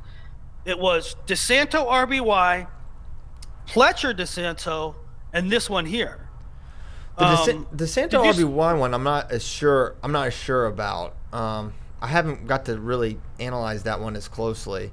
But the RBY or the DeSanto Pletcher one is really crazy, because that one, it's questionable if Luke is even behind DeSanto when his hand touches. Mm-hmm. It is, if you were looking at the 2, which is closer to a takedown, it's Nolf Hiley, and that's not even debatable, right? I don't know, like, how long do you get for reaction time? Jason Nolf's knee and hand were down on the mat, and then he pushed up off his hand to try to stand up in an escape. Like, how long do you get? The man himself said he got taken down. Yeah. Like, Hayden was like, yeah, I thought I was going to have to come back for like that takedown. When the officials started talking about it, like, to go review it, I thought they were looking at time. That's what I thought. I didn't even consider the fact that it wasn't a takedown. I thought they were looking at time. The media row up on the 7th floor was having a conniption. They're like, how did they put time back on the clock? Yeah. Now, again, we're kind of thrown off by the we're not sure if the ESPN feed matched what the clock was showing, and that reared its head with so the it Cassar sounds Gable like thing. that the finals was the only one where they were getting the ESPN feed. Everything else was Matt's side, so that would have been Matt's side camera. So you're saying this, the time on the semis people saw on TV was not synced with. Right. Okay. With what the officials I were believe looking that. Yeah. No, I don't think the RBY one. That is not two. There's two scenarios. There's one. DeSanto has like the wizard the whole time, and he never comes across. Then the other one, he kind of comes behind, but he doesn't. He's out to the side, sort of on a double, but he's way too out to the side. He's not behind him. I think that's a clear no, too. I think they got that one right, not calling two there. But, yeah, I mean, and the other thing that's not being talked about is that takedown comes at the end of the period, so it's a full takedown. You get the full thing. And Nolf could not ride Hidley. He had two opportunities on top, and Hidley got away, no problem. To the point, Bracky and I were like, should you really go down I here? literally said that, and then he got out in 5 seconds. I was stunned. I was like, whoa, holy cow. I was like, maybe he gets out in under a minute, but it's going to be tough to do it, and he got away, no problem. You guys can make fun of me for this, and I'm pretty sure Spade's the only person that actually got to hear it. But last year, I said, right after the finals, I said, I know Nolf had the knee thing, but if there's one guy on this planet who can beat Nolf in a folk style match, it's Hayden. And even going in, I was like, well, he's going to get his butt kicked. I predicted like a 14-3 in my preview or whatever. Right. And then, So basically, damn you if wavered. he didn't. Oh, I completely You were the wavered. biggest. I completely wavered, but I have a take on both sides at all times. But what my point is with all of this, and we're I'll going to tell get to you the Zahid what Hall. I said last year. No, Hayden's the only guy, and then right before the finals, I said he's gonna get destroyed. But my point with those is I need to stick with my original gut feelings on these things because You don't know what you want, no man. I'm telling you, I'm trying to tell you what I want, Willie. What you I'm really trying want. to tell you what I want, which is I should changed just stick your with my original 74 gut feeling at the Tell time. us what you want. What you really want. But that was bullcrap. That match was bullcrap, and my freaking stomach was in knots after that match. It was one of those you watched and you're like, that was wrong. That didn't feel right. Yeah.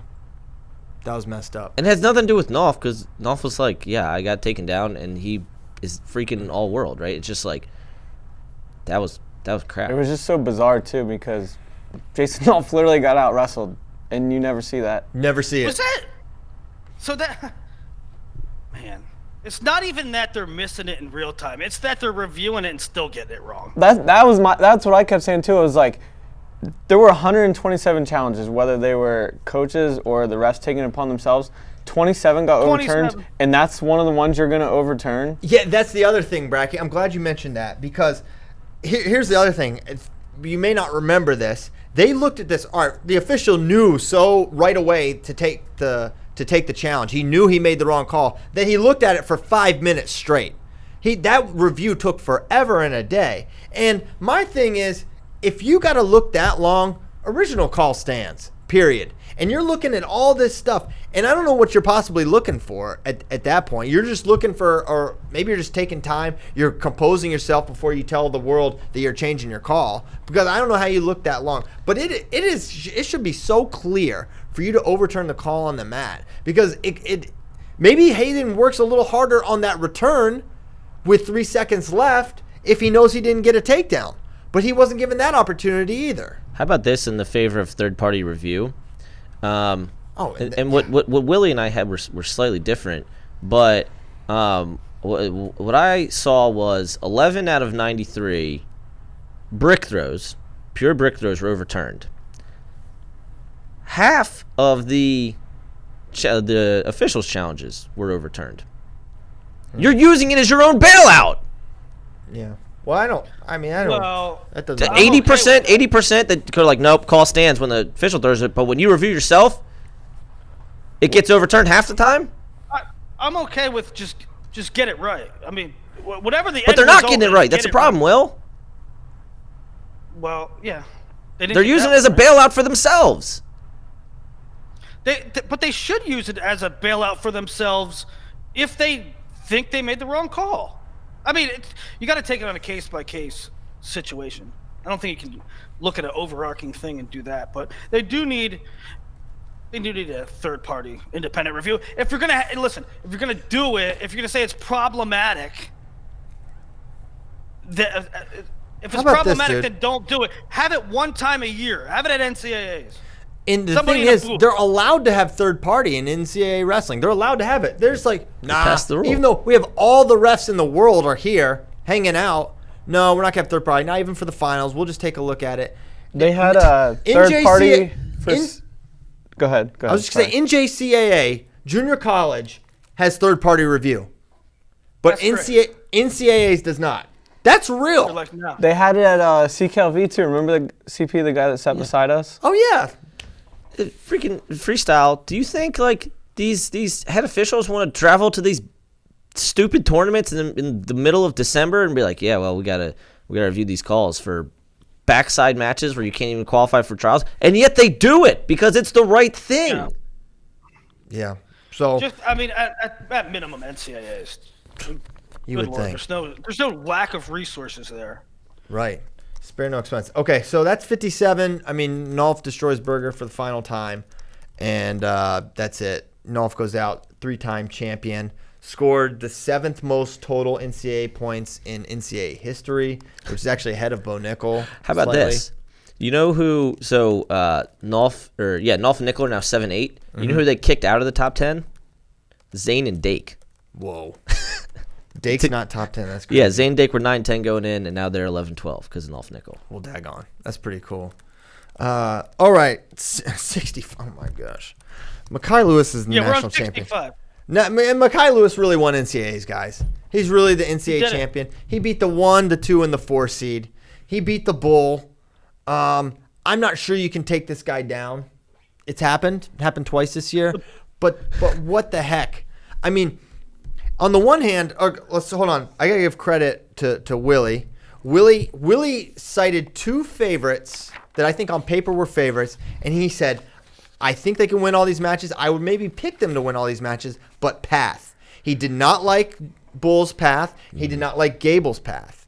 And neither of those guys made the finals. So credit Willie Saylor for that one. I also want to, in case I forget, credit the Wrestling Nomad for picking Drew Foster to make the finals. Hey, that really happened. Hey. I went back and listened to it, and great show. We were on fire. Bracky was cracking me up the whole time. But there were some couple good calls in there, and I got to say Willie's path recognition and Nomad's call of Drew Foster were excellent calls. I don't think anyone made that combination prediction. So good job there.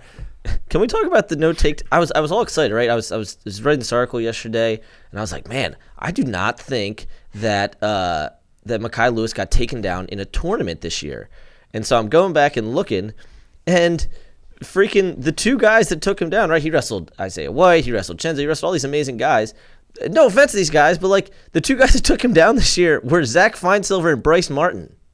Oh boy, so weird. Kind of when your guard's down type of thing. Yeah. It's like Nolf gives up those weird takedowns to like the UTC guy. It's like, wait, what? But then Berger hasn't taken him down since Nam. Right. So like these guys, they kind of leave themselves a little more open. But when he was focused, so I guess with Marinelli, he had that standing single with Makai, and you saw that's just half the battle. Maybe 25% of the battle is getting to Makai's legs, because when you get to him, it's so hard to plan him. Well, you remember Joseph the had Junior a World standing Finals. single, too. Yeah, he had twice. He had 2. He had his foot off the mat 2 different times, and one time he didn't score, and the other time Makai scored. The one in the second where they went out of bounds, and then he kind of like did splits, and then I think got in a crackdown position. Yep. That for me, when I was like, over, this match is done. That was, I mean, as soon as he got to that single, I said to Bracky, I was like, this is it right here. It's like, if he finishes this, I'm betting on Chenzo to win it. And he found a way to put him down and not get taken down. I was like, okay, now it's going to get really, really tough. And even then, I wasn't writing off Vincenzo. But then towards as a minute, as he got away, and then I was like, man, he's really going to do it. And so I think we have to – it's so funny because Willie and I, as soon as the semis get set, we're like, okay, Wick, Makai. Willie and I are like simultaneously like, Wick, no problem. Immediately, we're like, he's not ready for that. He has not experienced that kind of heat from top. Nice win there, but he's not going to beat Evan Wick. I mean, I just thought I'll say I kind of dismissed him in that matchup because Wick is so he has a different feel. He's unconventional. He threatens you from top. So, I like Mekhi, and I like him more going forward after what I saw. But at the time, it was like, that's a bad matchup for him. Also, I want to say, all the people who are like, how big was this upset? It was certainly an upset because Chenzo's two-time national champ. But, there were people not picking Chenzo to win. The biggest upset of the weekend was Max Dean beating Miles Martin. Oh, by far. Unquestionably. I agree with that. Let's do give a little credit to Mekhi Lewis. And there's a thread I tweeted about it on themat.com about junior world medals and especially junior world golds and their value and just how guys, their careers play out after they win one. And so, yeah, maybe we overlooked Mekhi a little bit. And I have no idea how to feel about Chenzo here's the thing, other than it's so freaking strange that Mekhi Chenzo like with here's the the thing Imar though. thing. It blows my mind. I tweeted something like, Mekhi just became a superstar, and there was people like saying, we told you. No, you didn't. And yeah, listen. We all watched him. We all watched him make the world team. We all watched him win worlds. We all watched him in high school. I mean, I had him top 20 prospect, right? It's like, yeah, we knew. But when you go out and lose to Connor Flynn, bro, don't say we slept on him. Yeah, he lost Connor Flynn. Yeah, he lost to Connor Flynn. He lost to Isaiah White, 2 non-All-Americans. Like, that's okay. That we're gonna talk about that. But clearly he didn't lose after Vegas, right? He continued to win and win and win. But I don't think Virginia Tech did a holiday tournament, or he didn't go to. He didn't go to Scuffle. He didn't go to Scuffle where he would have seen Chenzo. So, he was somewhat of a mystery with 2 losses to 2 non-AAs. It's why he was the 8th seed. It's why he was the 8th seed, because he lost to Connor Flynn. So on the one hand, that. On the other hand, the guy had never wrestled freestyle until the U.S. Open in April. And then he made the junior world team, and then he won junior worlds. So at the same time, we should have been like, okay.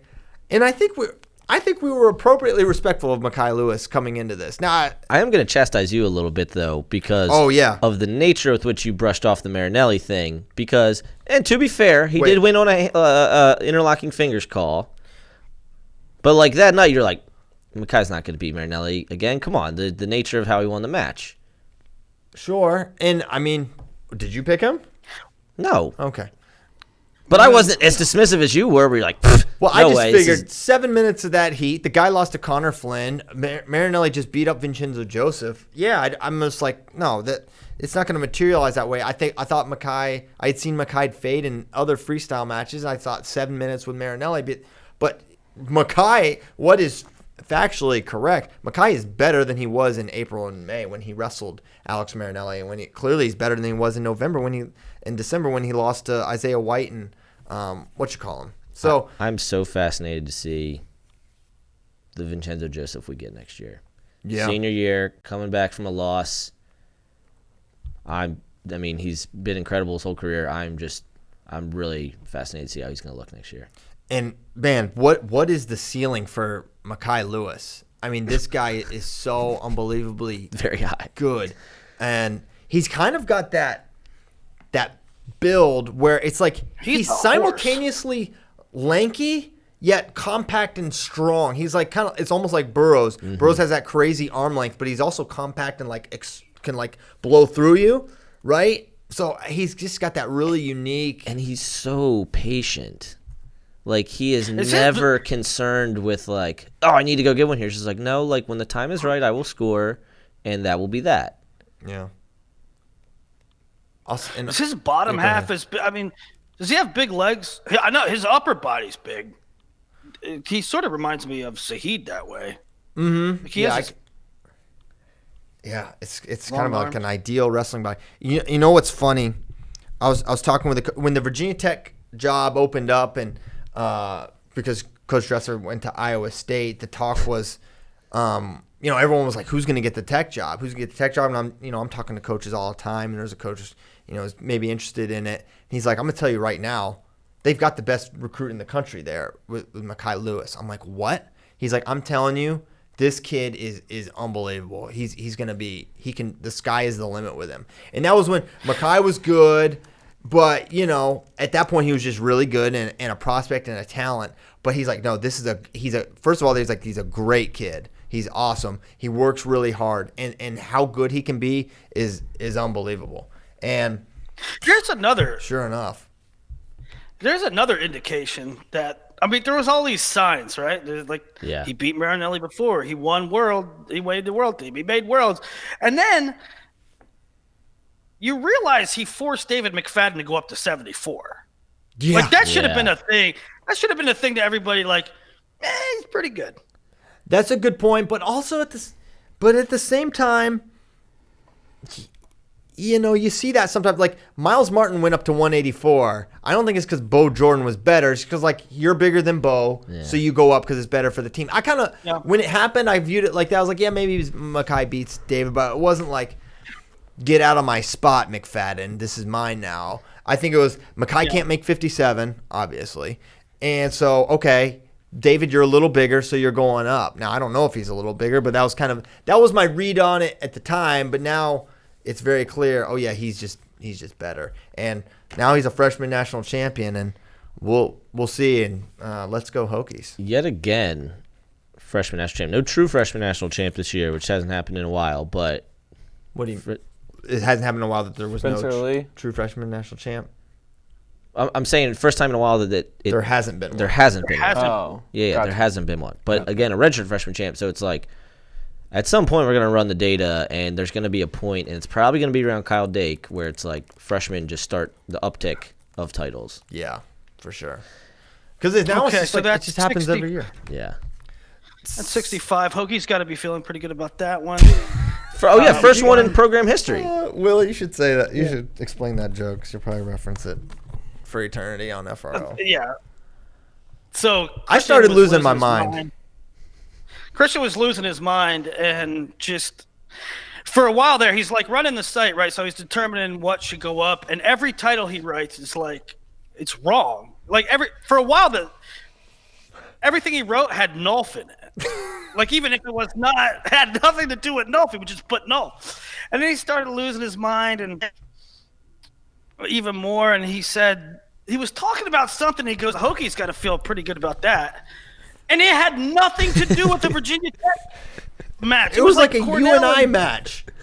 Yeah, I'm like, what are you talking about? And so for the rest of the tournament, I kept saying, Hokies got to feel pretty good about that one, huh?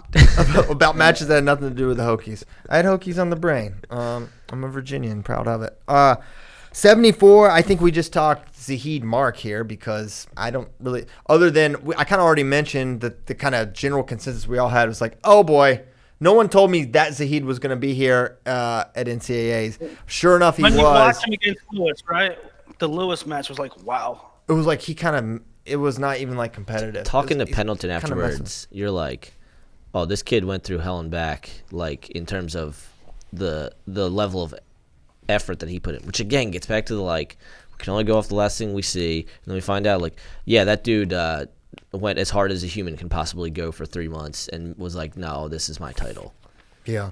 And then also Mark I know he always beats Amin by 1. I've been sent a lot of screenshots of Mark locked hands in the semis. Yeah. Now he continues to beat Amin, but it's well, why does everyone lock hands? I just wish they wouldn't do it. Hey, refs, you want to look at something in the offseason, make a point of emphasis. Maybe look at locked hands. Clasping, whatever. No, I'm sick of locked hands. Is locked hands becoming the new double dribble? Yeah. The new traveling violation? The new traveling violation for sure.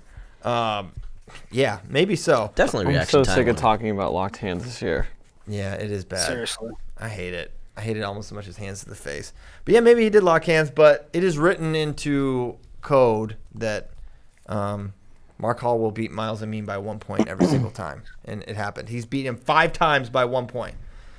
Then, then Mark comes out and gets that first takedown counter off of Zahid, and you're oh, okay, well, maybe not. Maybe we're we need to unflip ourselves because we had already flipped back on the Zahid train after picking Mark. And it's like, okay, we're back on with Mark. We might be right ultimately. And then he gets away, and Zahid, and here's the thing, Zahid pursuing the whole time, the whole match. He's on him, and finally gets through and gets a sort of takedown. I don't know what it is. And all these freaky positions, all these weird things, I actually, for once, will empathize with the officials. I'm like, I don't know, man. That's so strange. I don't know if that's a takedown. It's just further evidence that we need like more like freestyle-esque rules because there's not a black and white call there that can be made. Has to be carved up more definitively. I didn't think it was 2. Go ahead. Call me Penn State Willie. Call me what you want. I didn't think it was 2. Mark was sort of tight with his head. I don't know. But at least Mark knew long enough in advance he had to go get one. And that was a thing. Yeah. That was a thing. Mark didn't really have much offense, you know? No.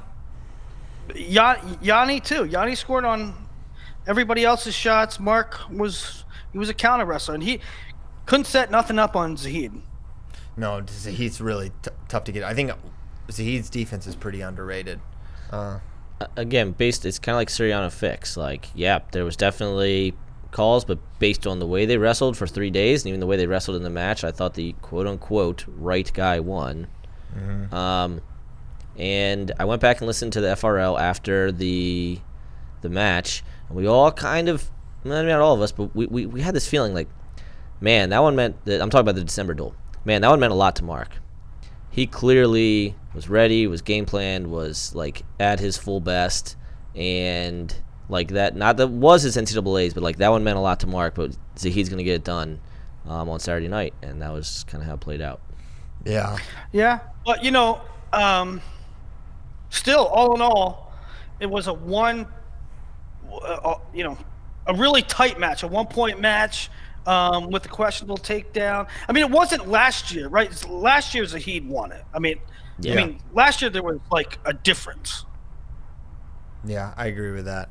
Kyle, how is your wife Olivia taking this loss? She is a large Mark Hall fan. Yeah, she was pretty upset, but what happened to this Mark Hall that scored a lot of bonus points? Is that a Mark Hall that's existed? I mean, if you look at his NCAA's run the past couple of years, he scores bonus points on his way to the finals. He did pin Daniel Lewis last year. Yeah, I guess so. Yes, he did. Only one. He majored Devin Kane. That was it. Then 8-3, 5-3, 2-1. That is interesting. Also, Zahid, say what you will about the second period takedown, Zahid rode him out. If Mark gets out, then... Great point.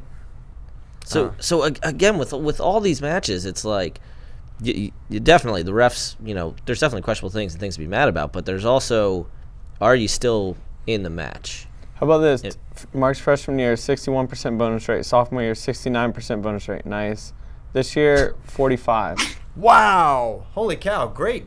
I guess I didn't realize how high it was the last 2 years. The 70 is huge. Last year at NCAA's, he went major, tech, decision, fall. Wow. The year before that, 75%. Decision, tech, major, decision. But it's interesting. That is good pull there, Kyle Brackey. That's interesting. I don't know what that. I mean, that's not the typical. Man. That's not the typical Penn State trend. Right. Normally, that bonus uptick goes up and to the right. I'll tell you what. 3 years in a row, that match has decided the national title. Has that ever happened before? I keep calling it the greatest rivalry. There's a chance that there's a chance that that's the thing next year too. I mean, can you imagine 4 straight years? It really I can't remember the last time we saw something like that where it's these guys for the title. Now you could say his freshman year was Bo Jordan, but let's call it what it is. That was the right. Yeah. So I would need to go back and look, but the only time I can think of it, and this is partially because my dad went to Lehigh. Caruso beat the same guy in the finals 3 years in a row, and that was like a Michigan guy. 65, 67 was, I think, that era. I remember that. Now, I don't. That's a long time in between, so it might have happened again. But it does seem like this is historically significant rivalry. I think it's the greatest of all time. You're historically significant. 184. 184. But just real quick, we're talking about that next year. Is Mark going to potentially take an Olympic? Is he going to consider it? Or just a regular red shirt. Or a regular. Mark doesn't need to. He's qualified for the Olympics, so he can do that. But my thing, Penn State's got a lot of options for what they want to take another punt year a la 2015. They could certainly do that. They could legitimately redshirt RBY, Mark Hall, all those freshmen gray shirted. Only I think Nick Lee was the only one that enrolled, right? No. Nick Lee still has. Or Joe, excuse me. Joe wasn't enrolled. Nick Lee still has a red shirt available, doesn't he? Yes. Nick has a red shirt. They get a red shirt. All those dudes be like, all right, we'll see you in 2021. I got a whole article coming out on it, and as I was writing, I was like, okay, this would be a good little. And then I was like, holy crap, this needs to be way more in depth. So that's why I wasn't out this morning. It'll be out today. Same with Kassar. Does he want to come back and do it again?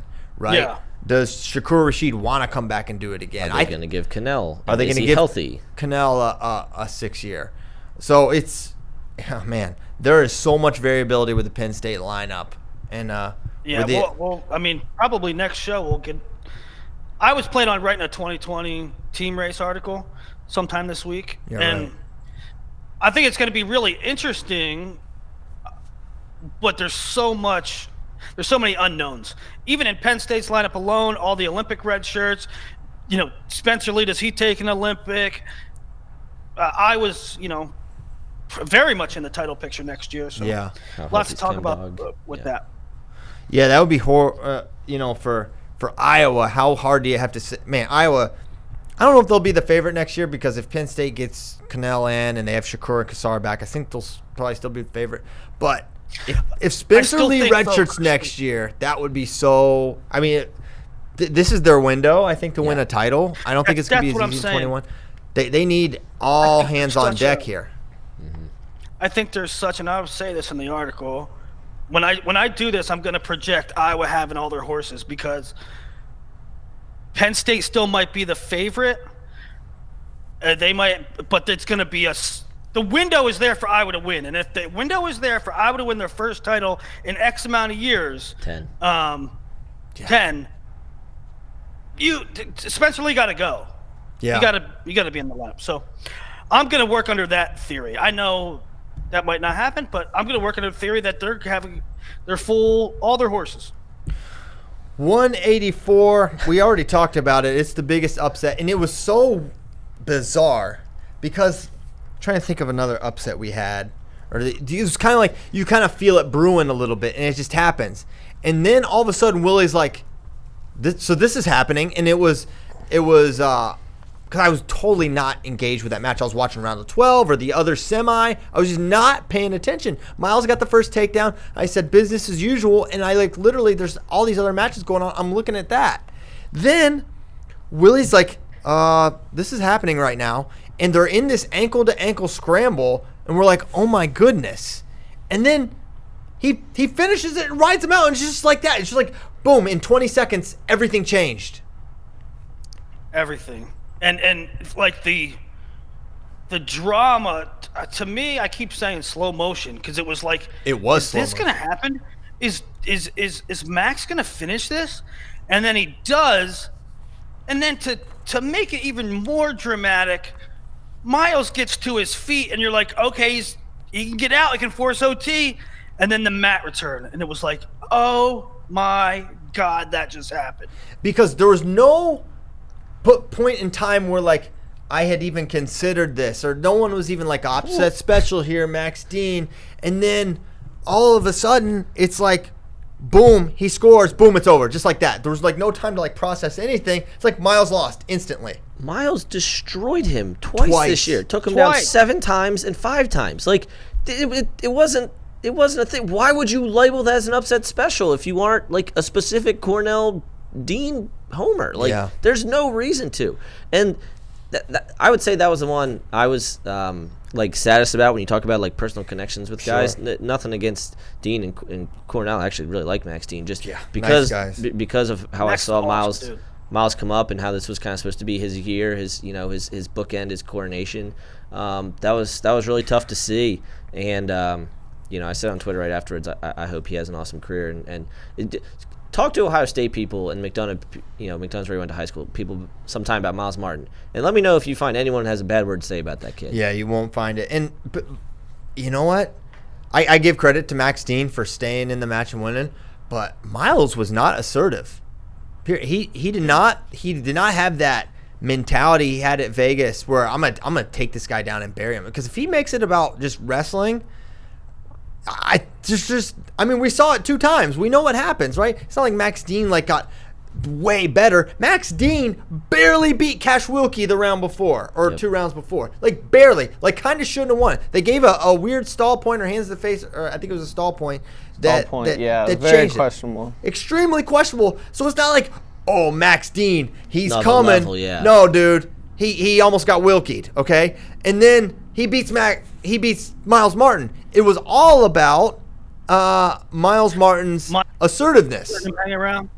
Let him hang around, and he got in a scramble where it's like, Miles, you don't need to be scrambling with this guy. You should just be blowing through him, taking him down like you did the other times. And 2 things with Cornell. First of all, to see the way Gabe Dean celebrated was, and I know they're brothers, so that's the obvious reason why, but I don't know that I've ever seen a coach celebrate like that for a semifinal, which number 1 goes to show you the magnitude of the upset, and number 2 goes to show you the relationship that Gabe has and how much he's Max's biggest fan. How about this though? This is what I put in my article about the who's going to be number 1 to start next year. Cornell 184 is absurd. Last 9 years, 2nd, 8th, 2nd, 1st, 1st, 3rd, 3rd, 1st, 4th. Dang. Oh my God. What? 184U. 184U. Holy crap. That's amazing. When they walked out to that match, Gabe's walking out in front of Max, I thought he was gonna take off his polo shirt and there's gonna be a singlet under there. That dude Gabe was ready. Gabe looked more serious than Max. Yeah. So he wins. And then we've got Drew Foster on the other side, and we didn't even get to Shakur Rashid, who lost to the 15 and the 26 seed. Chip Ness crashes the semis and loses to Drew Foster. Drew Foster looked amazing the whole tournament, and he goes and gets it in the 3rd period. Chip. And then Bracky was calling him Chip, from what is it, Talladega Nights? Yeah. The whole time. So there's a lot of funny stuff with Chip, but so that happens. Drew Foster's the champion for UNI. It's like, holy cow, you could have given me 8, 9, 10 guesses, and Bracky and I both will admit it. I didn't have him even placing. I had him losing in the blood round. I did. Because I had him getting upset by Dupre. That's and why then you got to look immediately called me out. Yeah, that's why you got to look at the path, man. I looked at the path. Up. Shut up, He dude. pinned him in a tilt in a minute at CKLV. Come on. You pin a dude in a tilt in a minute, you ain't going to lose to him in NCAAs. Mm-hmm. And don't talk to me about path. And then had beaten ZZ 3 times in a row. Hadn't lost to ZZ in 3 years. Come on. I think that's a made-up stat. Not a made-up stat. Look it up. I don't think it was 3 years. Go ahead. I'll look it up. right now. Well, he did lose to Max before. Yeah, Actually, he had. Congrats on getting Foster He had lost to Max for. I didn't have him winning. I had him making the finals because he had the best path and Shakur was hurt. It was technically 2017 when he last beat him. Was it 2017 or 2016? It was part of 2017. 2017. All right, fine. 2 years, long time, and it won 3 in a row. That is all Fools. true. Congrats on And getting he did one own right, a dude. win. He did own a win. That was a hard one to get right. He was a 6 seed. Congrats! I said congrats. We're congratulating. Wow, would you please accept Kyle Bracky's congratulations? His heartfelt congratulations. Can we just? I don't feel Foster. offensive. I don't care about me. Foster did a good thing for the UNI program and Schwab and Roper and Pugh and all those guys. Oh, yeah, I'm so fired up for those guys. Awesome win for a guy that didn't win a state title in Iowa. Crazy. Unbelievable. That is insane. It's so awesome. It's really awesome. So I don't know what else to say about 84. I mean, Foster won. He beat Max Dean. That was awesome. It was a really good, exciting match. 97, I don't think there's much to say other than I was freaking fired up when Willie Miklas placed. That was awesome to see him go out an All-American, 4-timer. And Bo Nickel beat Colin Moore, and not super inspired Bo Nickel, not like trying to annihilate this guy Bo Nickel, but he got the win, and that was about it. He was the best guy all year. He'll certainly win the Hodge. He will have my vote for first place. And Willie, you still giving 2 Hodges? Yeah, how many Hodges we gonna give out here? No, I'm gonna vote for Bo, but it's really close, man. I mean, it's super close. There's almost no difference.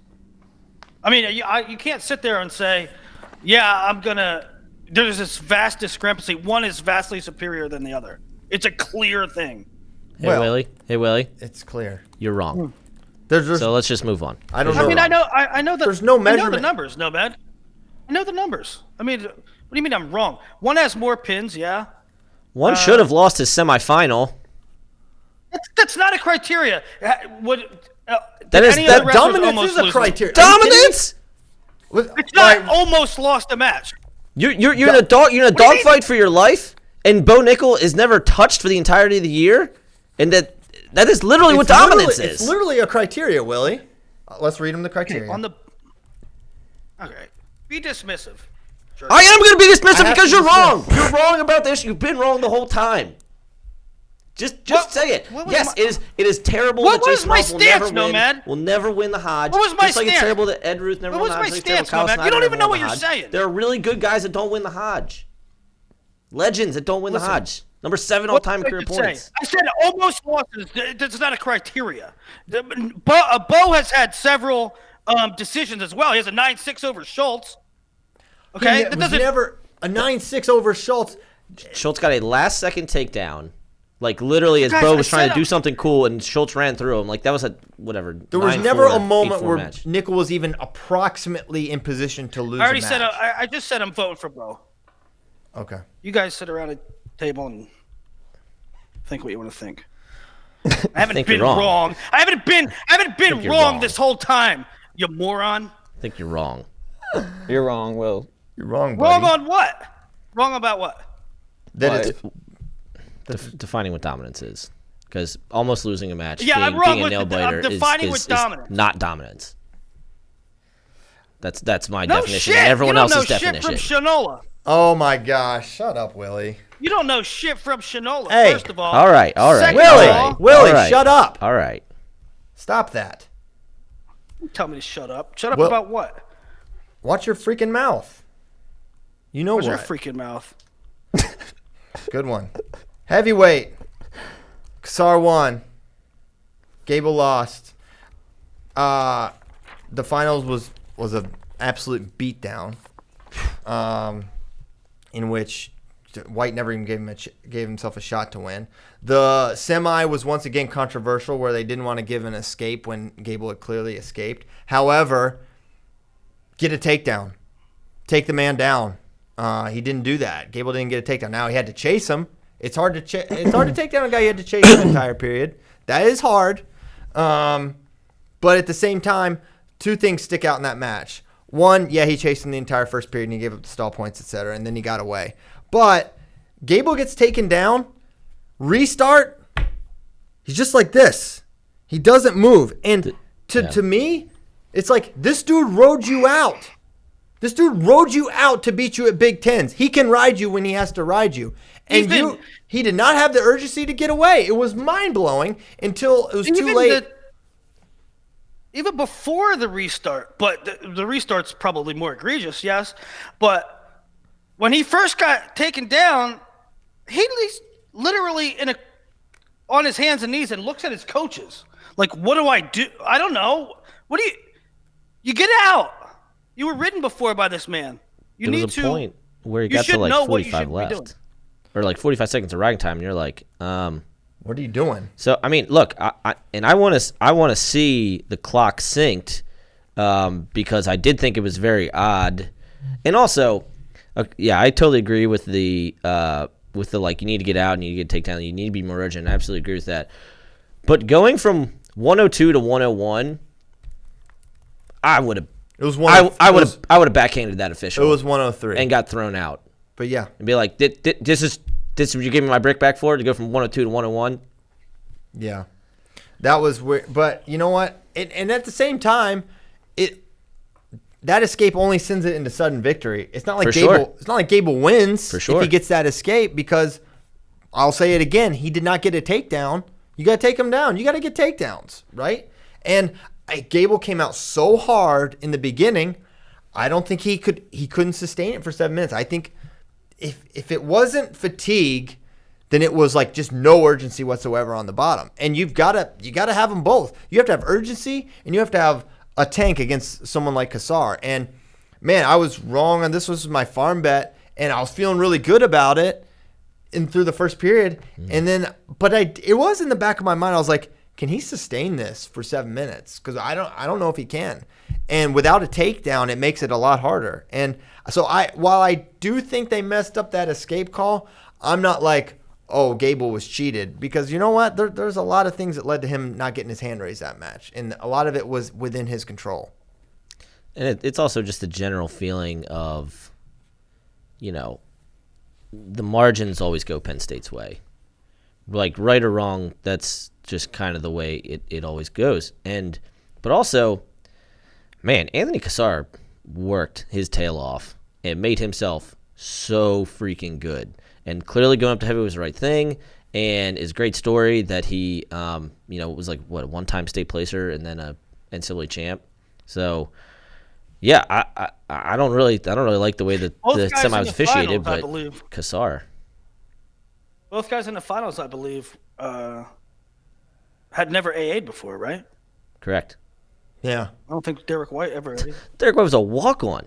Yeah. At Oklahoma State for 2 years. Well, no money. Cassar was close to that, too, at least when he got to Penn State, because he was a one-time Jersey State champ. They had all that money tied up in the Hammer, so I'm sure they get – I mean, I tweeted this after he won. It's like, man, is this not more recruiting ammo for Penn State? It's one thing that they get Nolf and Nickel to transcendent levels. They got 4 or 5 guys to transcendent levels. But now they got this guy – who qualified for New Jersey State's one time, who won it one time, who was hurt and battled all this stuff. They got him to be a national champion against the best high school recruit of all time. Yeah. The greatest high school wrestler we've ever seen is Gable Steveson. In terms of accolades, in terms of basically everything that's measurable, is Gable Steveson. He beat that guy. So I don't know how you can't, I mean, it's undeniable. And he beat him twice. Right? I mean, what else can you do but give Penn State tons of credit, right? And how can that not be something you say, okay, hey, New Jersey, good guy, you want to come? You might not start the whole time, but this is your best chance to win a national title. And that was something that either Shakur or Cassar said last year. I think it was Shakur. It was Shakur. He's like, I want to win a national championship. This is the place where I can win a national championship. This is where I feel most likely. That's what I want to do. And whether I start or don't start, whatever, this is where I can do it. And, it didn't work. Shakur did not win. But you know what? That's where his best shot was. And same thing for Cassar. He could have transferred. Everyone, every tier, after last year, I think everyone was like, oh, will Cassar go? No, I'm staying here. This is where I can do it. And sure enough, they did it. It's like James English and Jordan Conaway on steroids. Right, but not on steroids. Yeah, I'm not saying Cassar's on steroids. I mean, like the story, right? Out there. I mean the story. I mean the story on steroids, not the athlete. Say but on it's crack. Like it's like, oh yeah, sure, whatever. No, wait, hold on. No.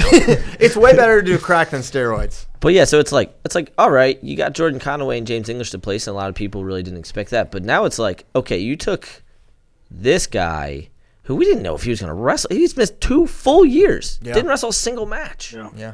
And is now the national champ. And he beat Gable. It wasn't like some hollow thing, you found it. Yeah. It's a champ. And it's one thing. Heavyweight.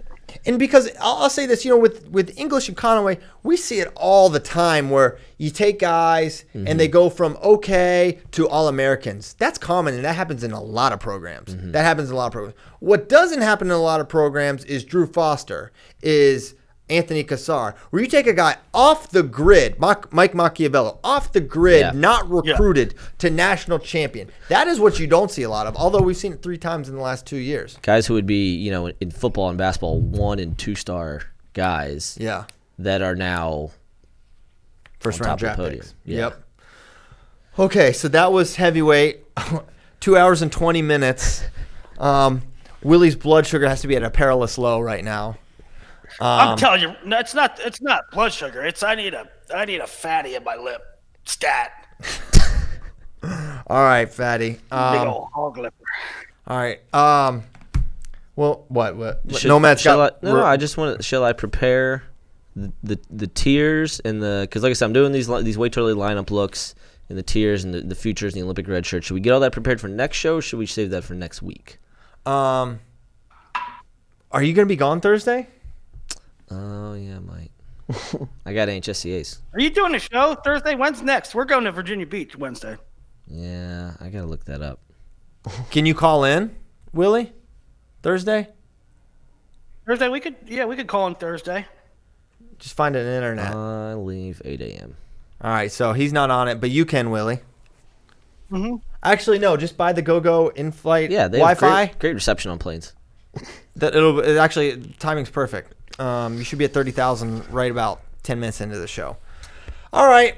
Well, we should go. It's 10:20. I'm supposed to have my one-on-one. Get his Hodge. Huh? April 2nd. April the 2nd. April 2nd. The day after April Fools. So I'm 21 minutes late for a meeting with my boss, so that's ideal. At least you were legitimately working. Yeah, I'm legit. There's evidence. Thank you for playing this out. Maybe I can make the last 9 minutes of my meeting. Thank you guys so much for tuning in for all 2 hours and 21 minutes. Well, not quite. We started a little late. So 2 hours and 10 minutes. That's about the length of Jaws. So for tuning in for the length of Jaws, that means a lot to us. It means a lot to us that you guys tune in. Thanks for listening. We will be back Thursday. Nomad will be on a plane. But Willie will be at the beach side. He'll probably have some soft shell crab or perhaps some clams or oysters. Harpoon Larry's. Harpoon Larry's. Oh my gosh. R.I.P. Big fan of Harpoon Larry's. So that's it. We're out. We'll see you Thursday. And have a great Tuesday. See ya.